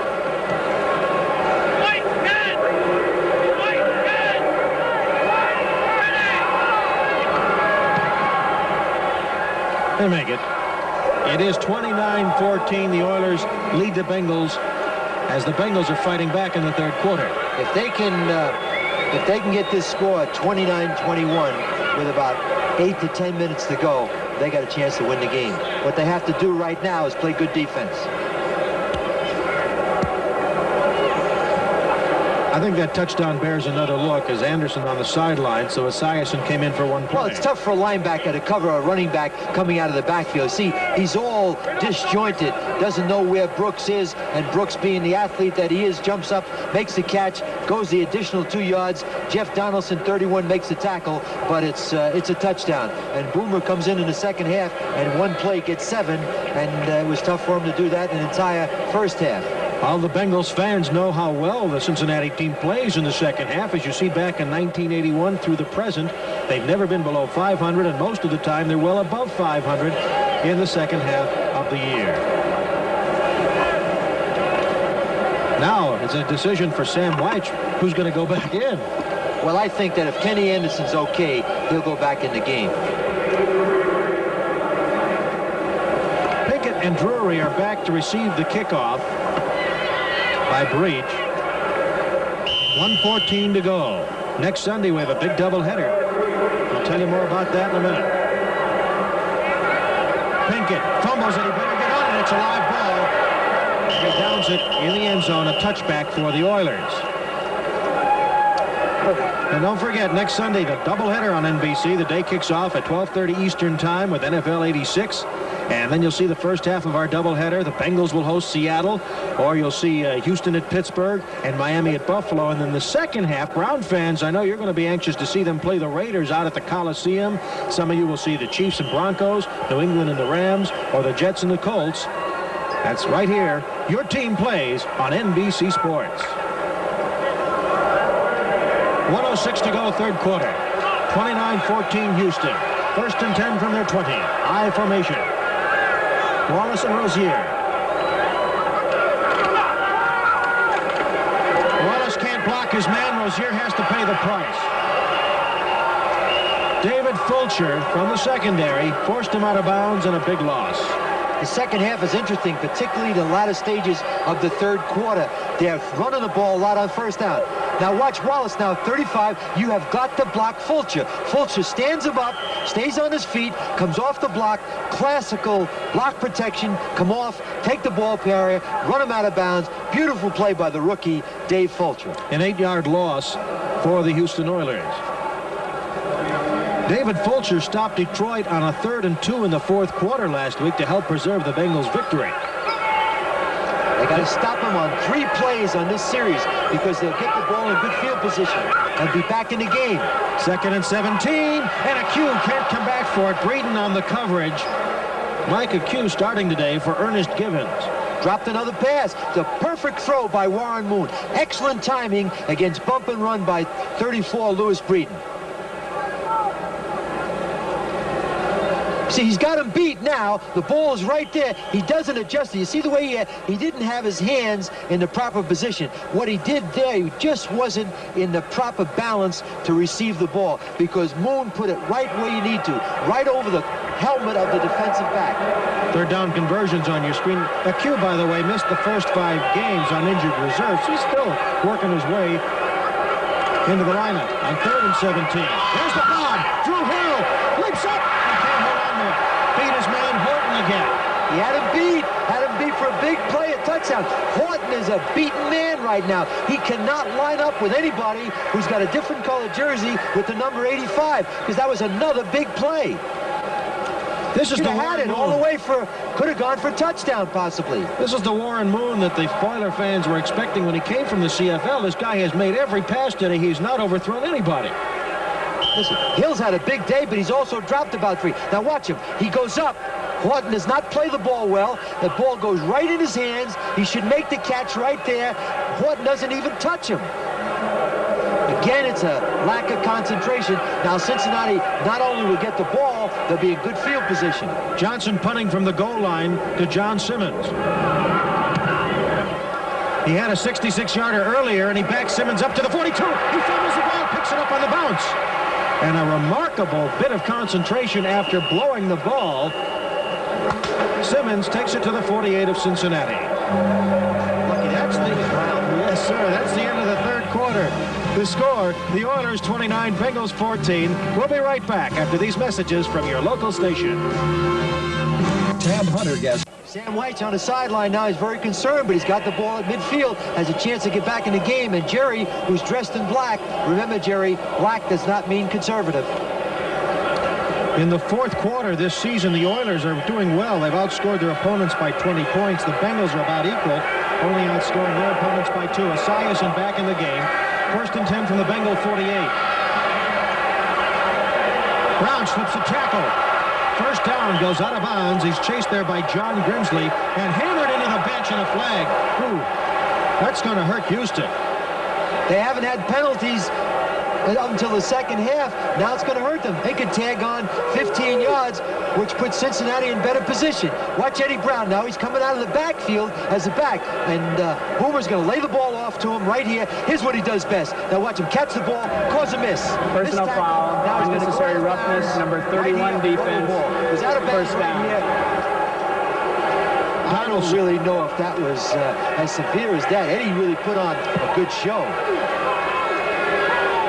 Perhaps Eddie taking acting lessons. Esiason 10 of 18, 166, and Brown has caught 7 passes today for 93 yards.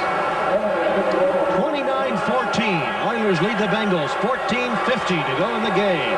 1st and 10 at the Houston 25 for Cincinnati. Flags go down. Brown catches the ball at the 20. He's knocked down by Keith Bostic, 25.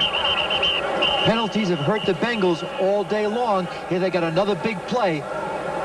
Remember, the Bengals missed 2 field goals because they were pushed back because of penalties.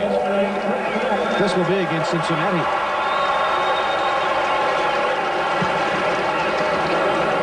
And again, it's another costly penalty. Had a first down inside the 15-yard line of the Oilers. Holding, number 65 offense, still first down. Max Montoya. Let's update the scores from around the country right now, as there's lots of action getting going here in the NFL. The first games are winding down. Jets easily over Atlanta. New England piling it on the Colts now. They trailed in the first half. Chiefs had some more. Washington more cushion. Minnesota more cushion. And Buffalo hanging on over the Steelers. 1st and 20. To Brooks. Good catch. Good run. Stopped at the 27 by Robert Lyles and John Grimsley. Doug Smith also went back from his nose tackle spot to get him.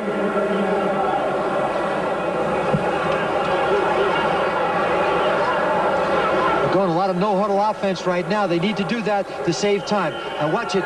He's focusing upfield. Now he's going to lay the ball off to Brooks. Back to live action. Back to live action. Lots of time. Over the middle, Brown. Gets a block. Heading straight for the end zone, and a good tackle. Alan Lyday stopped him as Brown was making a beeline for the goal line. Recently activated. Lyday likes to mix it up, and he made a good tackle. Eddie Brown is one of the things that he does best. He can run with the football, and I think Cincinnati's doing the right thing right now. They're conserving time. No huddle offense. Goal to go from the 8-yard line for the Bengals. Brooks. In the corner, Brooks. Touchdown, Bengals. He beat Donaldson. We got a football game. The reason we have a football game is Boomer Esiason is hitting open targets. That's the 1985 Boomer we're seeing in the second half. Brooks with his 2nd reception for a touchdown today, his 6th of the year. Yeah, it's great when you can have a running back that can play as a receiver, come out of the backfield, get isolated on linebackers or safeties, and make these kind of plays where he clearly beats Jeff Donaldson, number 31, for a touchdown. Watch him. Take a look. He turns around, makes a good catch. Brooks, 3 catches, 55 yards, 2 touchdowns, reaches extra point. He is perfect. Coming right in your living room, and this game is only an 8-point Oiler lead. Plenty of time on the clock. 13:10 to go in the football game at the Astrodome. And as it was on October 19th at Riverfront, this game is getting exciting. It's the Oilers 29, the Bengals 21. I know you'll stay with us.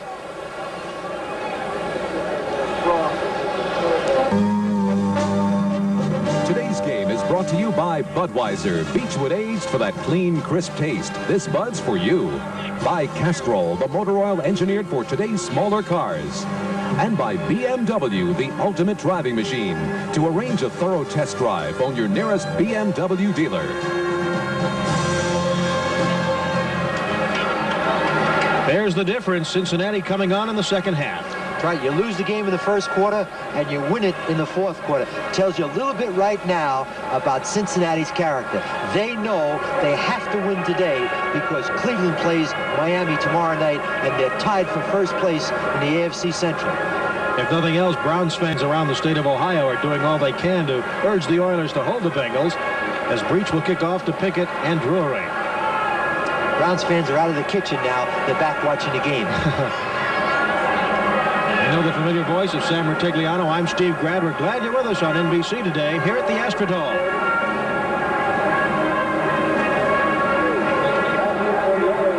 These teams are equal in Houston in this series, 8-8-1.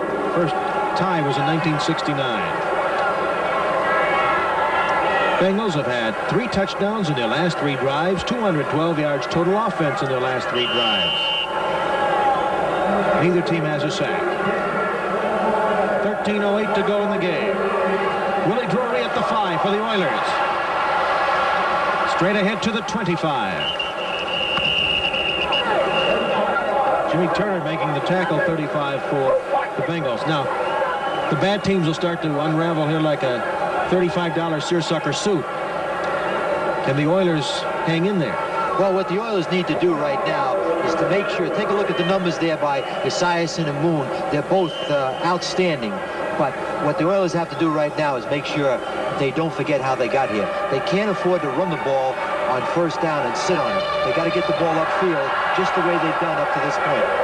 1st and 10 from the 26. Wallace and Rozier in the backfield. Woolfolk is out of the game. Fractured bone in his left shoulder. On first down, Moon to the air. Big pressure, dumps it off to Rozier. Can't hold it. Incomplete. Lots of pressure being applied by Jim Scow, the rookie from Nebraska.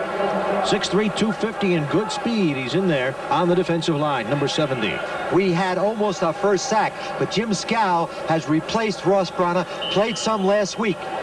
Now watch Moon.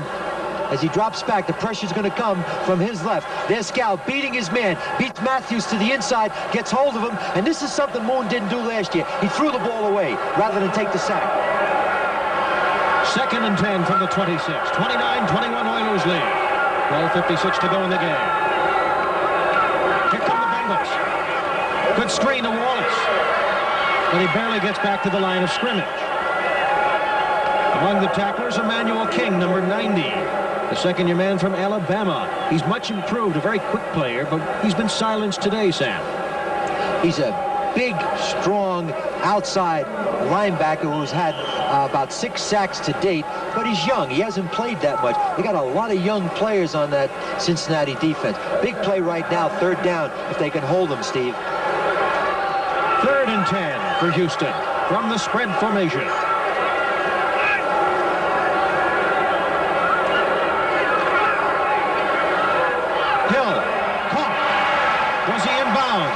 Yes.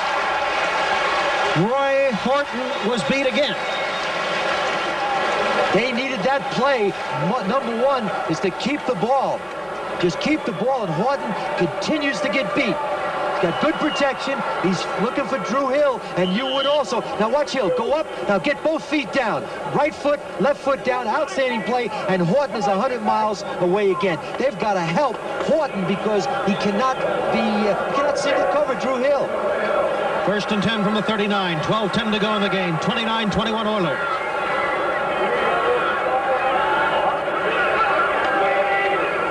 Wallace ran down by Reggie Williams. Also Horton up. We got a flag on the play and a little fisticuffs on the sideline. Matthews is into it with one of the Bengals. Come on, guys, let go of each other's face mask.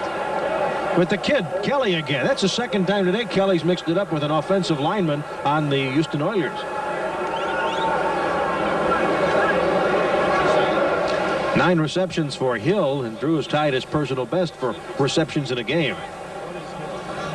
Congratulations to him. He's dropped about 4. He could have about 13.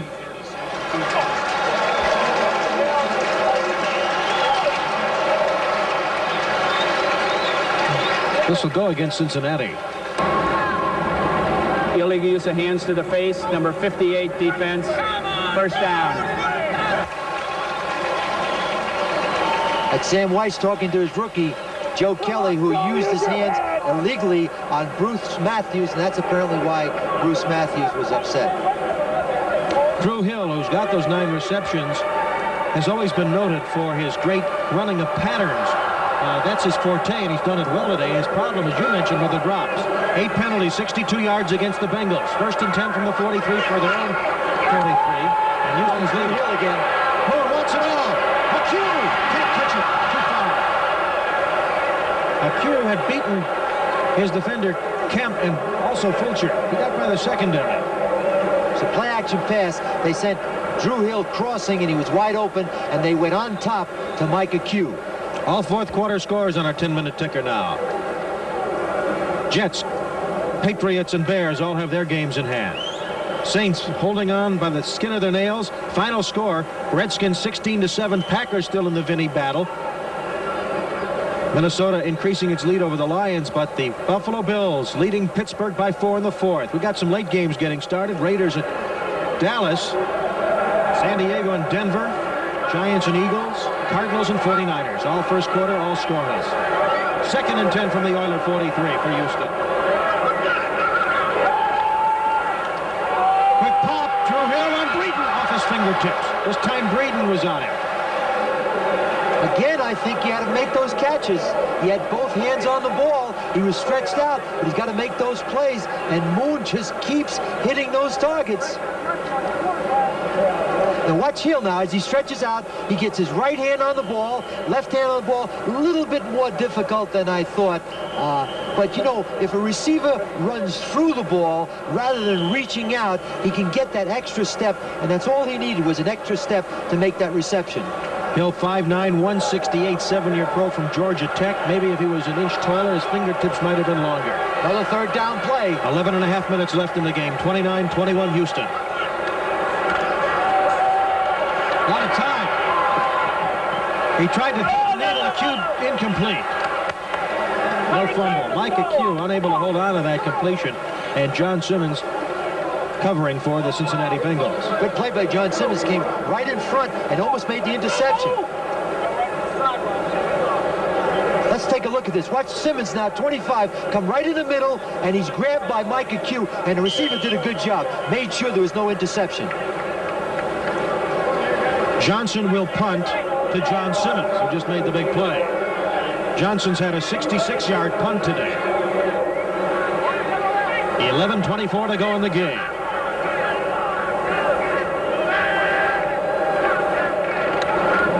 Flags down at the line of scrimmage. Fair catch called for by Simmons. He holds on to it at the 20, but there are flags.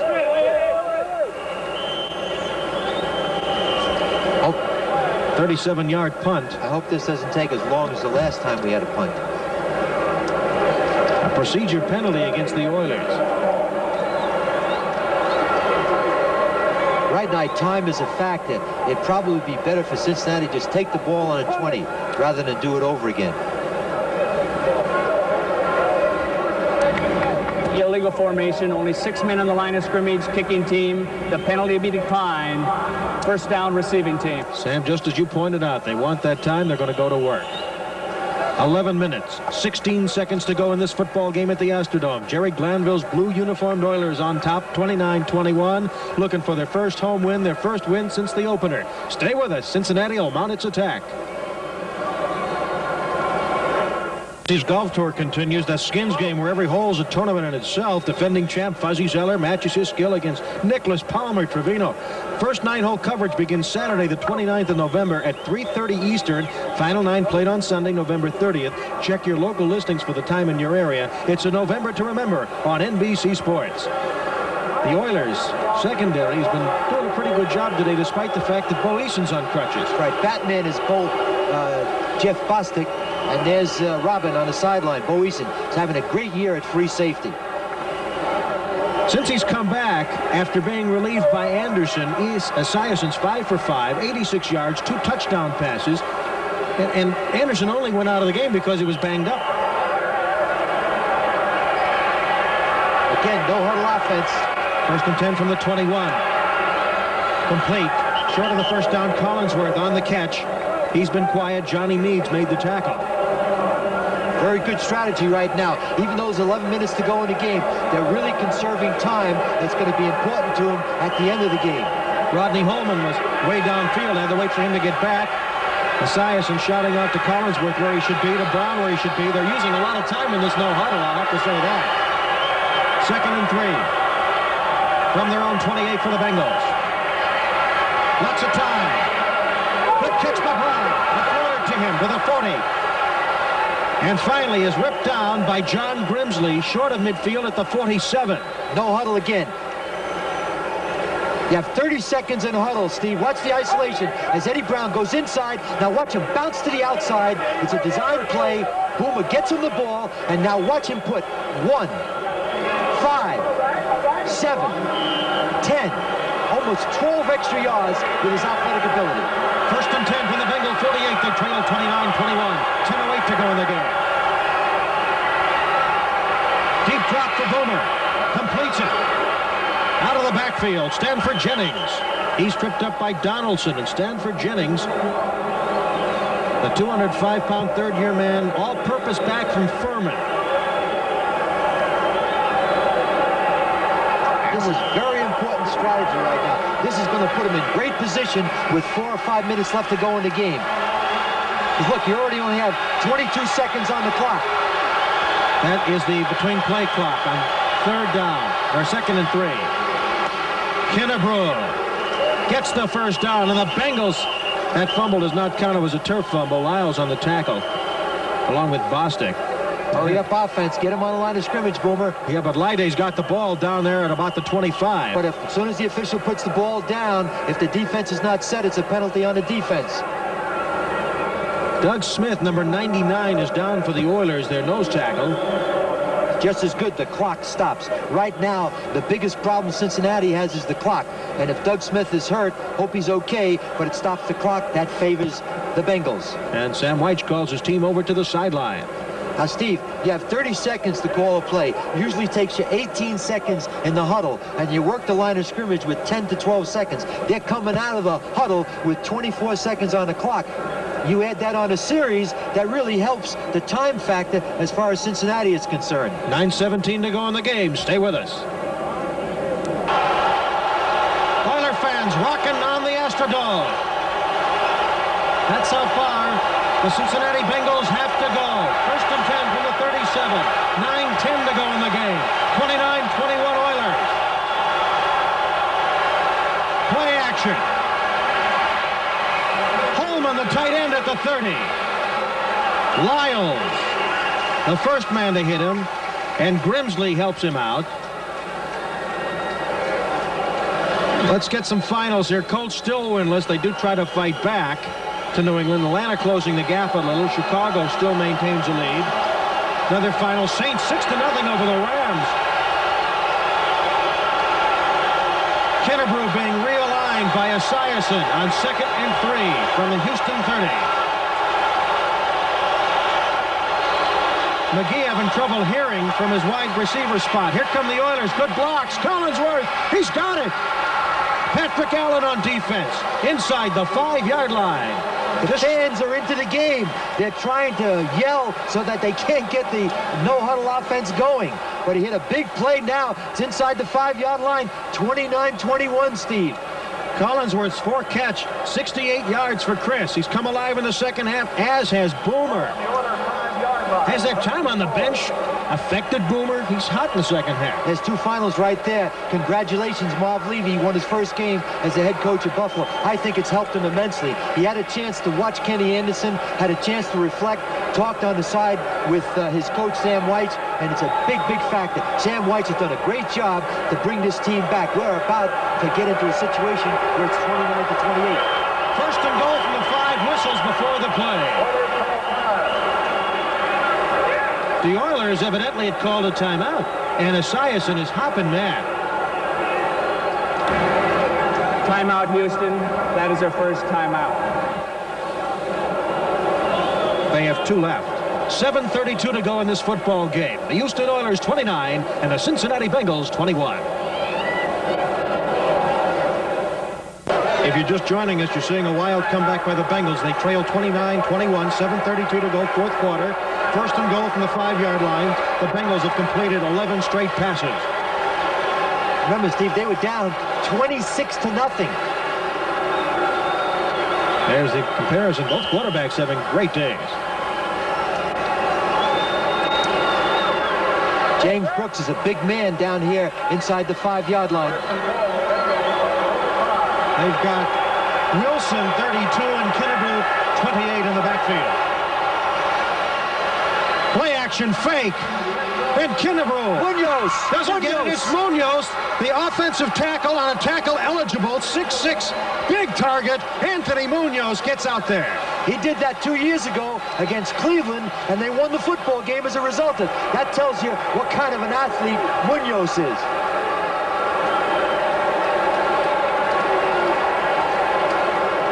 Now let's watch Munoz as he gives a lesson on catching the ball to Drew Hill. He's at the bottom of your screen, play action. Now he throws the ball high. Now watch Munoz, watch his feet, watch it. Catches the ball. Now pull it in, Anthony. One hand, stay in bounds. I'll tell you what, he should renegotiate his contract right after that catch. Yeah, for every touchdown he makes. Breach with the extra point. It's good, and it's a 1-point. 29-28. Houston's lead is down to 1. But Steve, there's 7.5 minutes left to go in the game, and you've got to give a lot of credit to Sam White. He did a great job in making sure that he facilitated his time and went with a no-huddle offense. It did two things. It saved time on the clock, and it really caused a lot of disorganization to the Oiler defense. Tonight on NBC, it's an Our House tradition. 3 generations sharing their life and their love. Then Easy Street bullies green with envy when Ricardo becomes a recording star. It's no accident when Willie takes a joyride in his dad's car on Valerie. Then a baffling murder case on live television, and only Perry Mason can prove the man who fired the gun was not the real killer.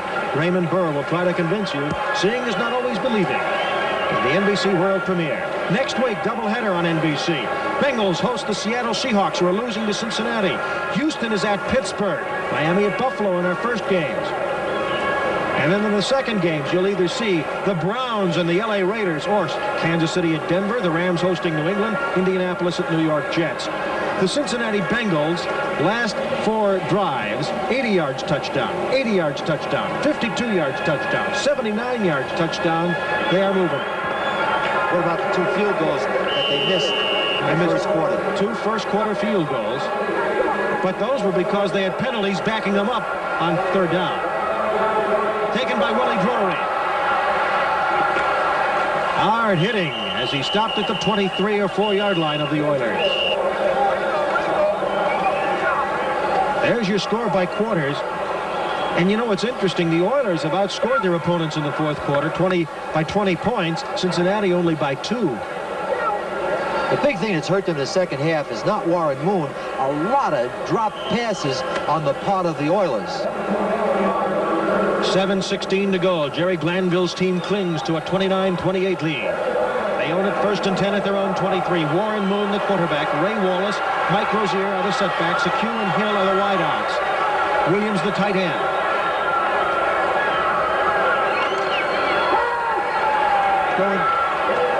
Throws it short, and Horton dropped way off of Drew Hill, and really Hill had him way beat. He's going to Hill all the way. He just pulled a string on it, had Hill open, wide open. I thought Hill was going to try to run by Horton. Then he pulled up. He was clearly open for a first down throw.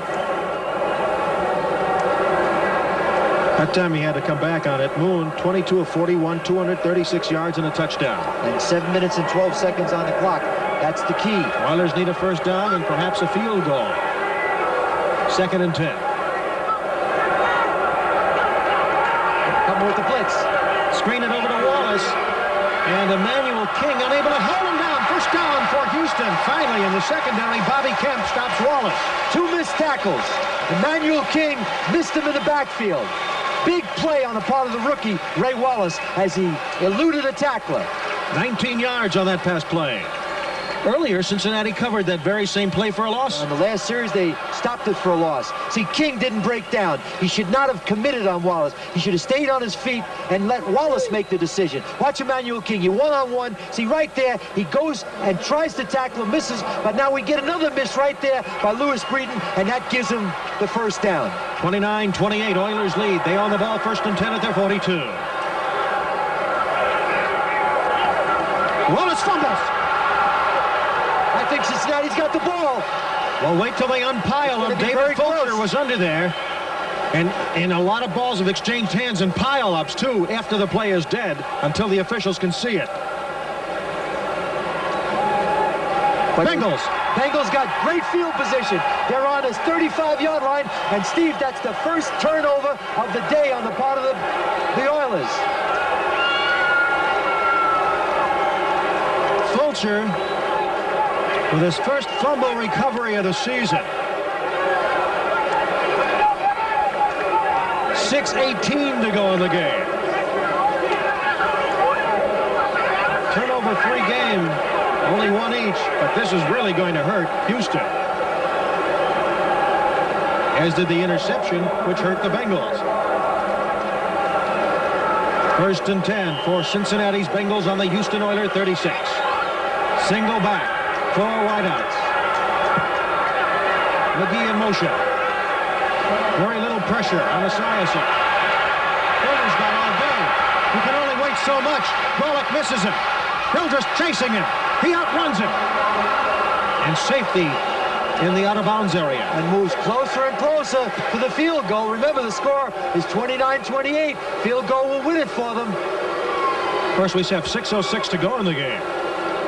I don't think the Oiler fans are booing Glanville or Moon today. They've done their job. Look at that.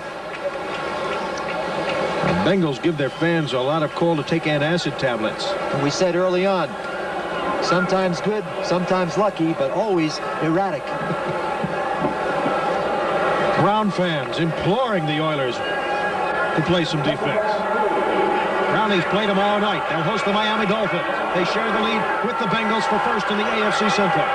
Brooks, number 21 in motion. Kinnebrew. Short of the first down. Ray Childress and Mike Golick on the tackle. Now the clock is working the other way. Now Cincinnati in field goal range can afford to run the clock down as we look at the ticker. Look at those finals.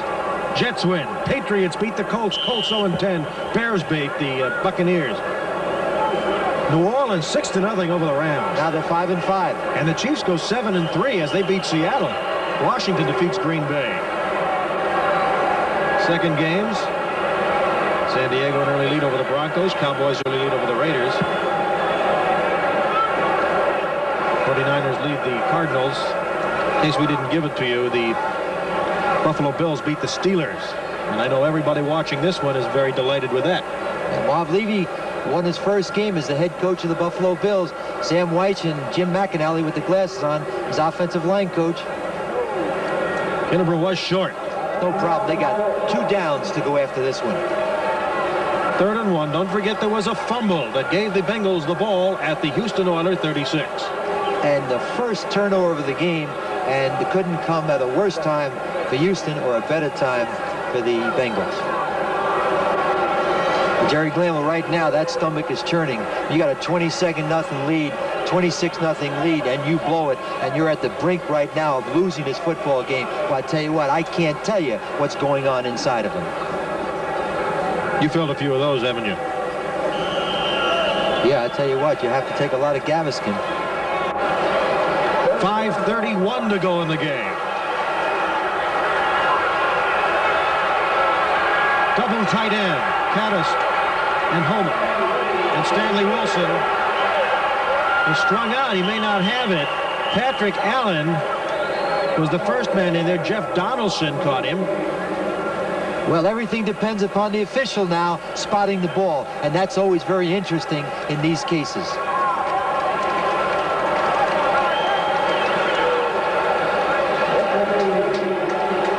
Fourth down. Fourth down and less than an inch. Come on, Sam. Make a decision. The clock is going. 4:49 left in the game.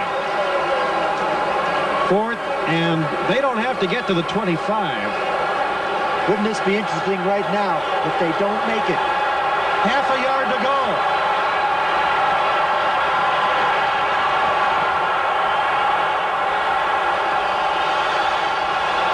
Somebody move. I don't see a flag yet. Esiason is stopped. I think Cincinnati was offside. If that's the case, the Oilers have made a valiant stand.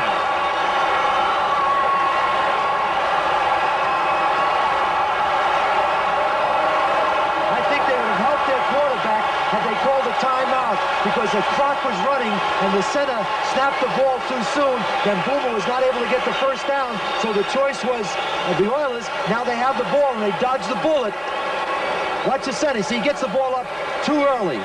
See, and Boomer doesn't know what to do right now. And now if the Oilers can stop him, then it's their decision. And now they have the ball. Big play because they could have kicked the field goal to win the game. All right, Sam, it would have been about a 43-yarder for Breach.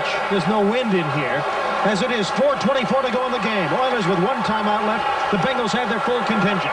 1st and 10 for Houston at their own 26. They lead by a point. On the ground, Rozier. He's stacked up. Maybe a yard.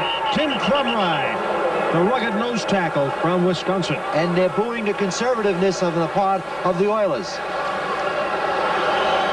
I think they'd boo even worse with an interception, of which Moon has not thrown any today.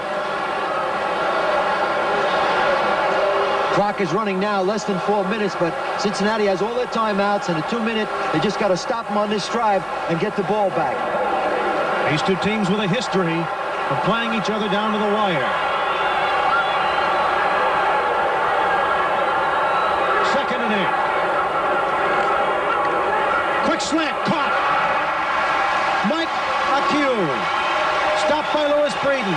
1st down, Oilers. If he had to make a tough catch, he made it at the right time. He got right down low on the ball. It was a low-thrown pass, but he caught it. But a key 1st down on the 40-yard line. Now watch 1, 2, 3. Deliver the ball. Now watch Acue. Watch his numbers right there. Gets down low on the ball and feels it. Breeden makes the tackle, but more importantly, they got good field position because even if they don't go down and score, it gives Cincinnati a drive of 70 to 80 yards to get back to win the game by a field goal. Both quarterbacks putting those numbers up, ringing them up constantly, and they're passing. Tim Smith, 83, with a dislocated finger, is in. They don't have any receivers left. Ernest Gibbons is hurt. Smith was hurt this week, and they waived Steve Tasker off injured reserve, and the Buffalo Bills picked him up. And there's Tim Smith. And by the way, Acue is noted for being able to make his cuts at full speed, and that's why he was successful as the clock winds down with a 1-point Oiler lead. 3:05 to go in the game. They try to run the ball to kill the clock. On a pitch out, Rozier cuts back up, maybe to the line of scrimmage, maybe a yard.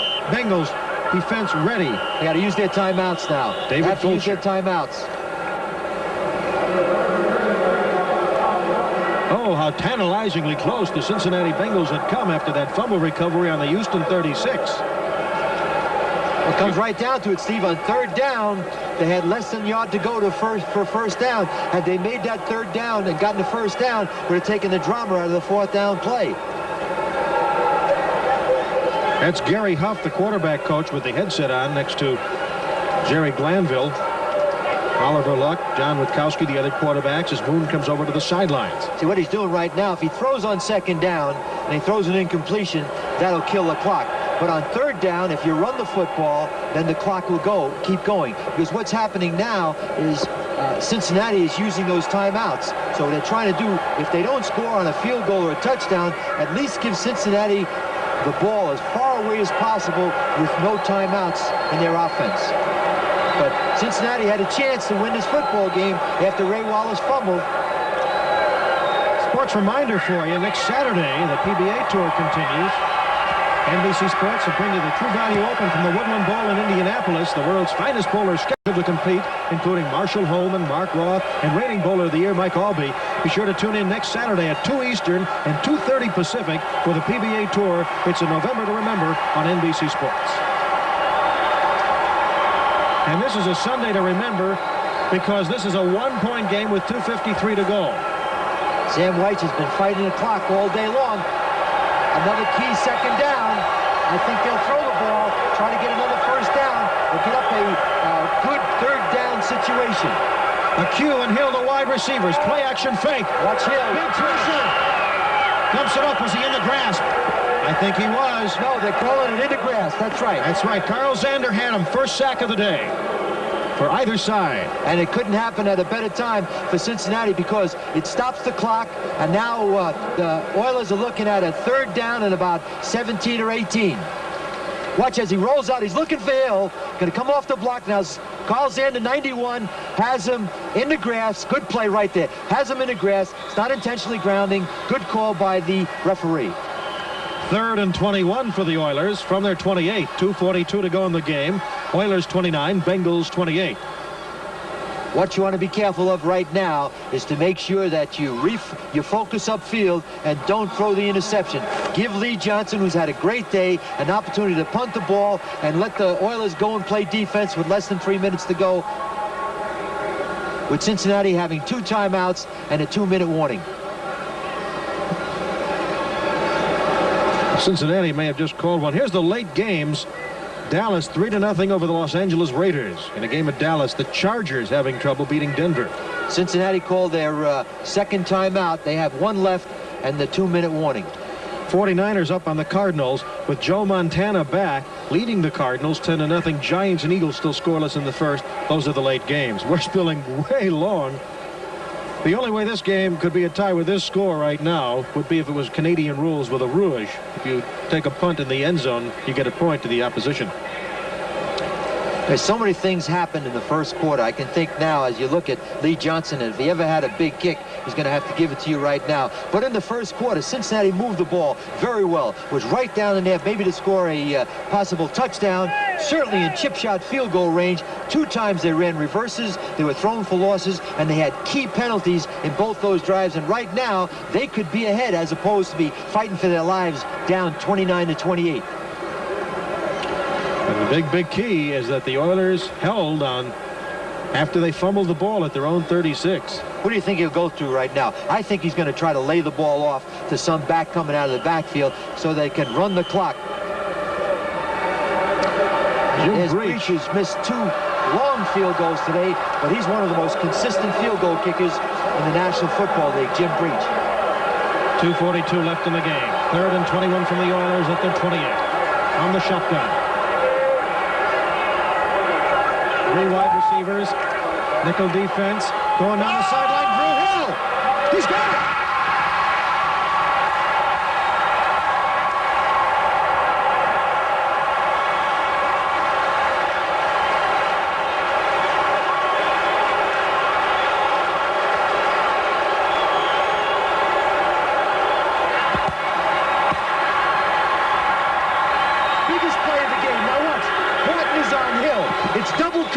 Bobby Kemp, 26, has got to make this play. Horton is depending upon him, but Kemp doesn't even look for the ball. He doesn't even look and make a play on the ball. Had he watched the ball and the receiver, it's double coverage. It would have been an interception. And Bobby Kemp right now gave the Houston Oilers the biggest play of the game. That was not on Ray Horton. It was double coverage.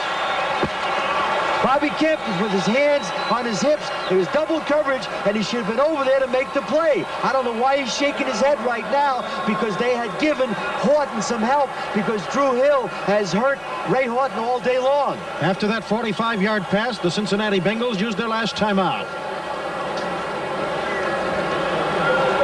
2:16 to go. They'll get the 2-minute warning timeout. But now they've got to stop the Houston Oilers. It's happened all day long. Cincinnati defensively has not been able to stop the Oilers in key situations. And if you could put your finger on a situation that was any more key than that last catch, it didn't happen in this game today. They double covered Drew Hill, and not only should the ball have been knocked down, Bobby Kemp should have made an interception. You see, on double coverage on a zone to that side, Horton has him short, Kemp has him deep. The quarterback's going to try to throw the ball over the corner in front of the safety, and the safety, as soon as the coverage starts, has to run like his house is on fire to get to the sideline, get to the ball, and Bobby Kemp just trailed Drew Hill, never even made a play on the ball. One of the reasons the Oilers are in this game with the lead is that in the giveaway takeaway department they're minus 12, but today they're even one turnover, and they took away a turnover from Cincinnati. Well, Cincinnati recovered that fumble on the Oilers' 35-yard line. They were not able to knock out a first down, had a chance to win the game, and it slipped away from them. Oilers leading 29-28, first and 10 from the Bengal 27. That's Dressel, the backup tight end, busted play, and Moon will try his best to get something out of it. Right now, try his best not to get buried under the turf. Fulcher was right there. David Fulcher stuffed the play from the secondary. And we're going to get the 2-minute warning. The Oilers' need right now is to knock out another first down, kill the clock, because Cincinnati now has no more timeouts. So that's what they're going to work on. Well, they still believe, and the Oilers right now are... That sign was made up by all the Oilers coaches' wives. And there's the insert that's most important right now. All of Ohio is watching this football game, and the Cleveland people were a little disappointed a few minutes ago, but they got to feel good now, right now, because, again, Pittsburgh lost. If the Bengals lose today, the Browns can go into the Monday night game tomorrow, which will have 80,000 people at Cleveland Municipal Stadium, win the game, and they'll be in first place. I don't remember the Browns hosting a game that late on a Monday night, this late in the year. It's going to be chilly, I would guess. Good advantage for the Browns, because I don't think those warm weather teams like to come up to that cold weather. You know, interestingly, when Moon has passed for over 300 yards, the Oilers are 1-8. He's got 310 yards passing now, but sometimes that's misleading because he has to play catch-up. That stat may go out the window after this game. Moon wants quiet. Second and 10 from the Cincinnati Bengal 27. 2 minutes to go. Two tight ends, Dressel and Williams. Take all the time you can off the clock, Warren. Just run the clock out. Take the tackle, get up slow, let the clock run. Cincinnati has no more timeouts. It's running now at 1:51 and going down. Just keep going. It's second down. Just keep the clock running, because I think they're going to kick a field goal on fourth down, so they put Cincinnati out of the ball game if they kick a field goal. Cincinnati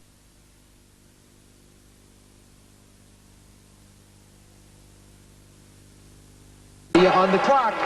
48 seconds left in the game, so they're going to bleed this thing right down to the wire. So if they kick the field goal, they'll kick off to Cincinnati, and Cincinnati will have approximately about 25 to 30 seconds to get on the board, but they have to score a touchdown rather than a field goal, and there's a big difference.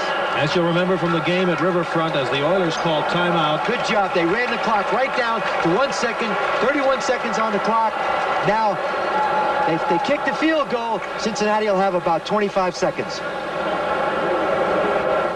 Steve Grad and Sam Rotigliano with you. There's the story. Good strategy. They ran the clock down to 30 seconds, got 31, no timeouts, attempting a field goal. Remember, Jim Breach is a good field goal kicker, but he doesn't have that strong leg. As Zendejas will tee it up from the 37, so it'll be a 47-yard attempt for the Oilers.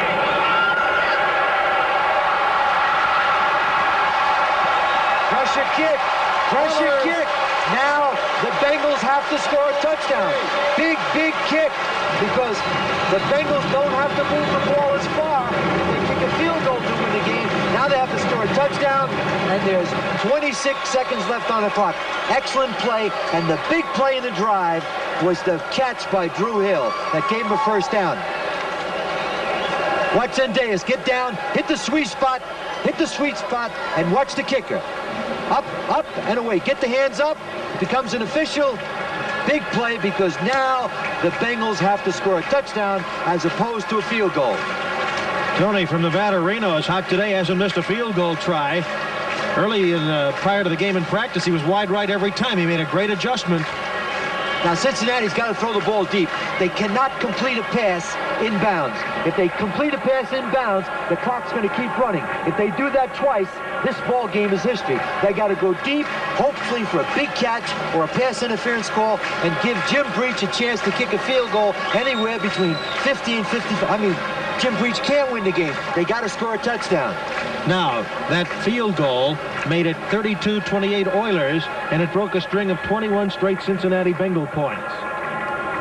And remember, Cincinnati had a chance to win this game. They recovered a fumble on the 35-yard line of the Oilers, went after it 4 downs, could not get a first down. Otherwise, this game could have been looking a lot different at this point. Then the Oilers came back and held on to the ball and kicked a field goal with 26 seconds left to go on the clock. Johnson will kick it off. McGee and Jennings are deep for the Bengals. And he sends it to the end zone, as he's done most of the day. But McGee will take a reverse. And he gets a hold. The Oilers bit. But to the 33, and you know, had he continued his path, it's easy to see up here, not on the field. Should have kept going outside, yes, Steve, because what he would have done was stop the clock. Absolutely, and probably picked up another 20 yards. Eric Fairs made the tackle with 18 seconds left in the game. Now, Boomer's got to go deep twice.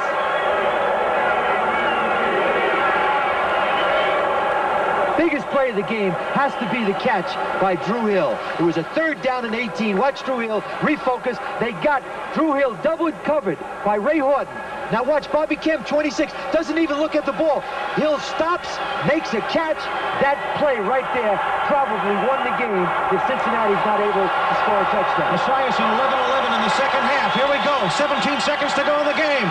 Boomer toward the sidelines, bounces it into his receiver, James Brooks. More activity. Reimers and Childress discussing things in a gentlemanly fashion. You can see Richard Johnson, number 23, looks like a center fielder in Yankee Stadium. He's way back on the Oilers' 30-yard line. If they complete a pass, they want to make sure that they tackle a ball carrier, because if they complete a deep pass right now, inbounds, the game is over. They're hoping now to complete a deep pass out of bounds or get a pass interference call. They have 4 receivers in the game. From their own 33, the Bengals trail by 4 points. 12 seconds to go in the game. Boomer throws it as deep as he can. There's only blue shirts there, and it's picked out. The Oilers will win it. Intercepted by Aaron Whitehead.